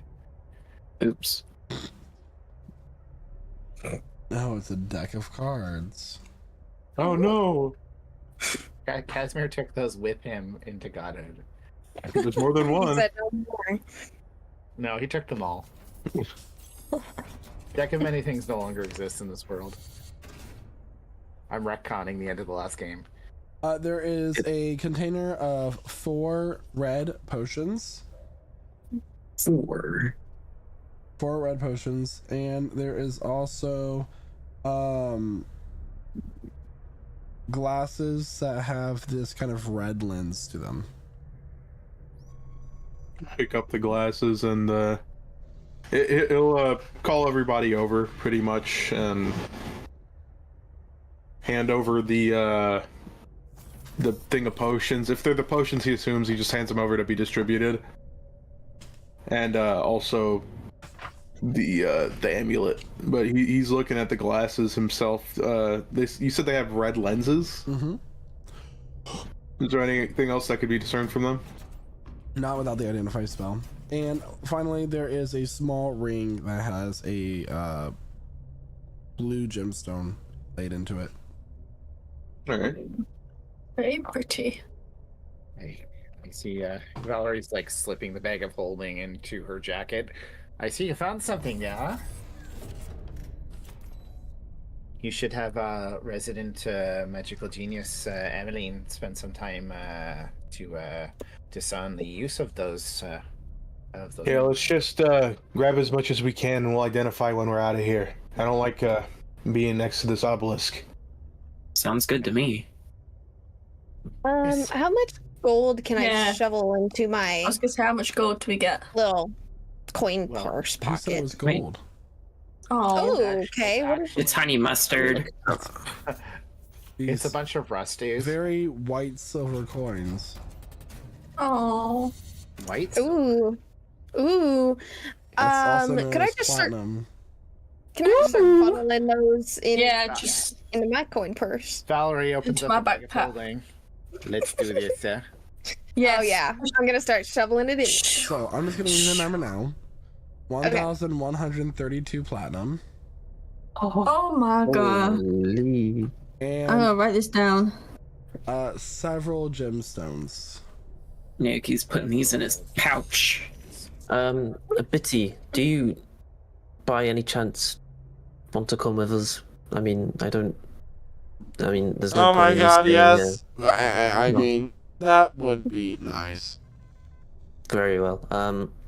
These things here, I think they might be able to fit onto you if we find someone who can work with them, so I'll get on that as a kind of second priority while we try not to die. Do not forget the deploy up fort. The what? He points to the blue cube, the blue and silver cube. Yes. Upon the button being pushed on the cube, a small keep will appear. Like Is a it- keep? Okay. Is it one Oh. use? It is one use, permanent in location. Like a base, some might say. It was used for a quick deployment of labs, but can be used for homes, but too expensive for such a use. Yeah. No, I'll keep that tucked away. Don't press the button, Krem. Obviously not. Here's a question. If let's say we're in a fight, and we got a bunch of people below us, like an army, and we press the button, and we throw the cube down. I mean, that was. Oh shit. That was a statement, not a question. So we drop the keep on this enemy army, right? Wish. And they become Blah. our army.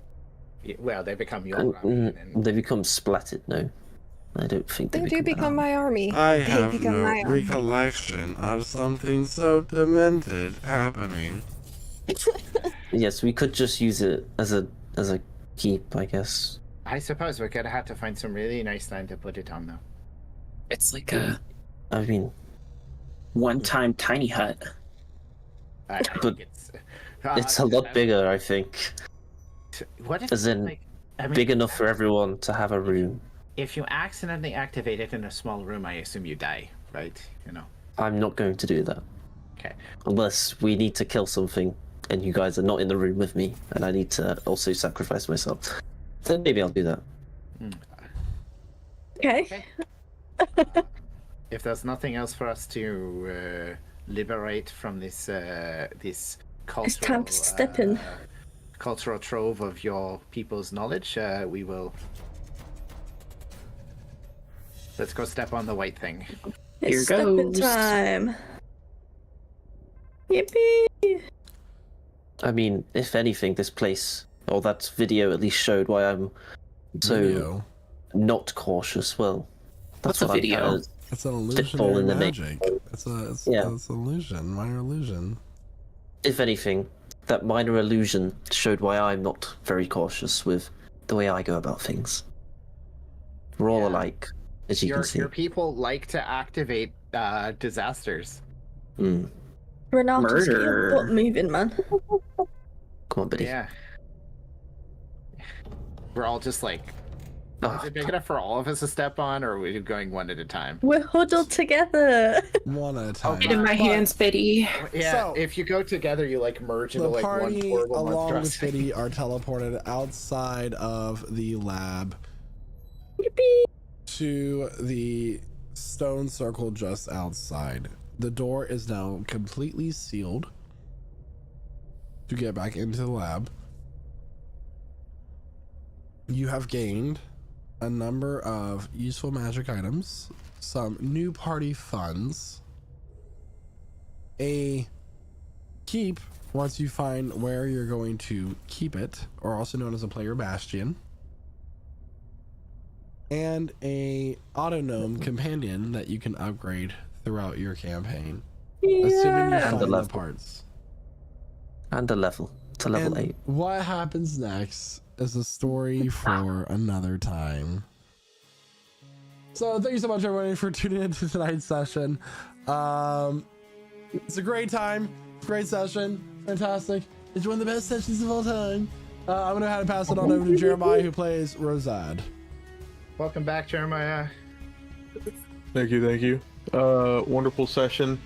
I got to do a lot of roguish things, a lot of fun weapon mastery stuff, and yeah, it was super cool. I only caught the tail end of this this dungeon, but it was cool nonetheless. We got to see some background for Cram and his people, and I can't wait to see where this goes, especially because we're put on such a limited time. We have a little 2-month hourglass sitting next to us at all times now.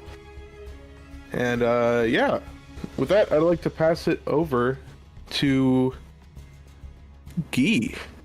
I know, it's really weird. Yes. Yeah, it's really nice to get lots of character reveals for somebody who's really been a mystery. I know we talked a lot about Biddy last week, but I love Biddy. Biddy is the best. He is best boy. And I definitely look forward to the horrible tragedy when we get punished by him dying. Because, you know, that Dungeons and Dragons, the more you like an NPC, the more prone they are to die. But good session. Lots of interesting variety of puzzles. Some of which we struggled with, some of which we found simple solutions and stuck with them for once. But yeah, really loved playing with all of you. Really enjoyed this lore, and am very terrified by this ticking time bomb of everyone but Emmeline dying in 2 months. I'm gonna pass it on to the literal man of the hour, the ambassador himself, the survivor of his extinct people, Cram Gaku the Great. Well, still just Cram, or Cram Gaku, or Gaku. I think we'll stick with Cram. No, Gaku. very cool. Very, very cool lore we're getting here. Shitload of money. A keep, that's awesome. Hell yeah. Or a super weapon. Or this weird obsession with like activating it on people. I don't know what we got going there, but I'm going full Dorothy on somebody, that's all. I'm kind of imagining like, you know, a nice little lake, some like bonsai trees, some cherry blossom trees, and then like our keep there, you know. It's just very peaceful. But no, we'd probably put it in some like dingy hole or something, the best we could find, you know, just like out the way. But no, very good session, very cool lore drops. Some cool fights in there. Yeah, no, I don't really have much else to say, so with that, I'll pass it on to Chloe, who plays Emmeline. Gee, where do I start? Honestly, super fun session. Love the rewards. The money is gonna come in clutch for next session when we do our shopping episode. But I'm just really loving seeing our teamwork, honestly, as a group, and I think we're getting better at solving puzzles together and using our brains. and it was very fun to fight over and over again, and wonder if we're gonna die. So, can't wait to do it again next week. Thank you, Michael, and thank you, fellow players. With that, I'll pass it over to Isaac, who plays Naoki. It was like a really good session. I really loved solving the puzzles, well, fumbling through some of them more than others, but still a very good session. It was fun fighting the enemies and then, you know, getting the lore bomb that we're gonna die in 2 months. That's fun. And overall, just learning about Cran, that's cool too. And I can't wait to see what happens next.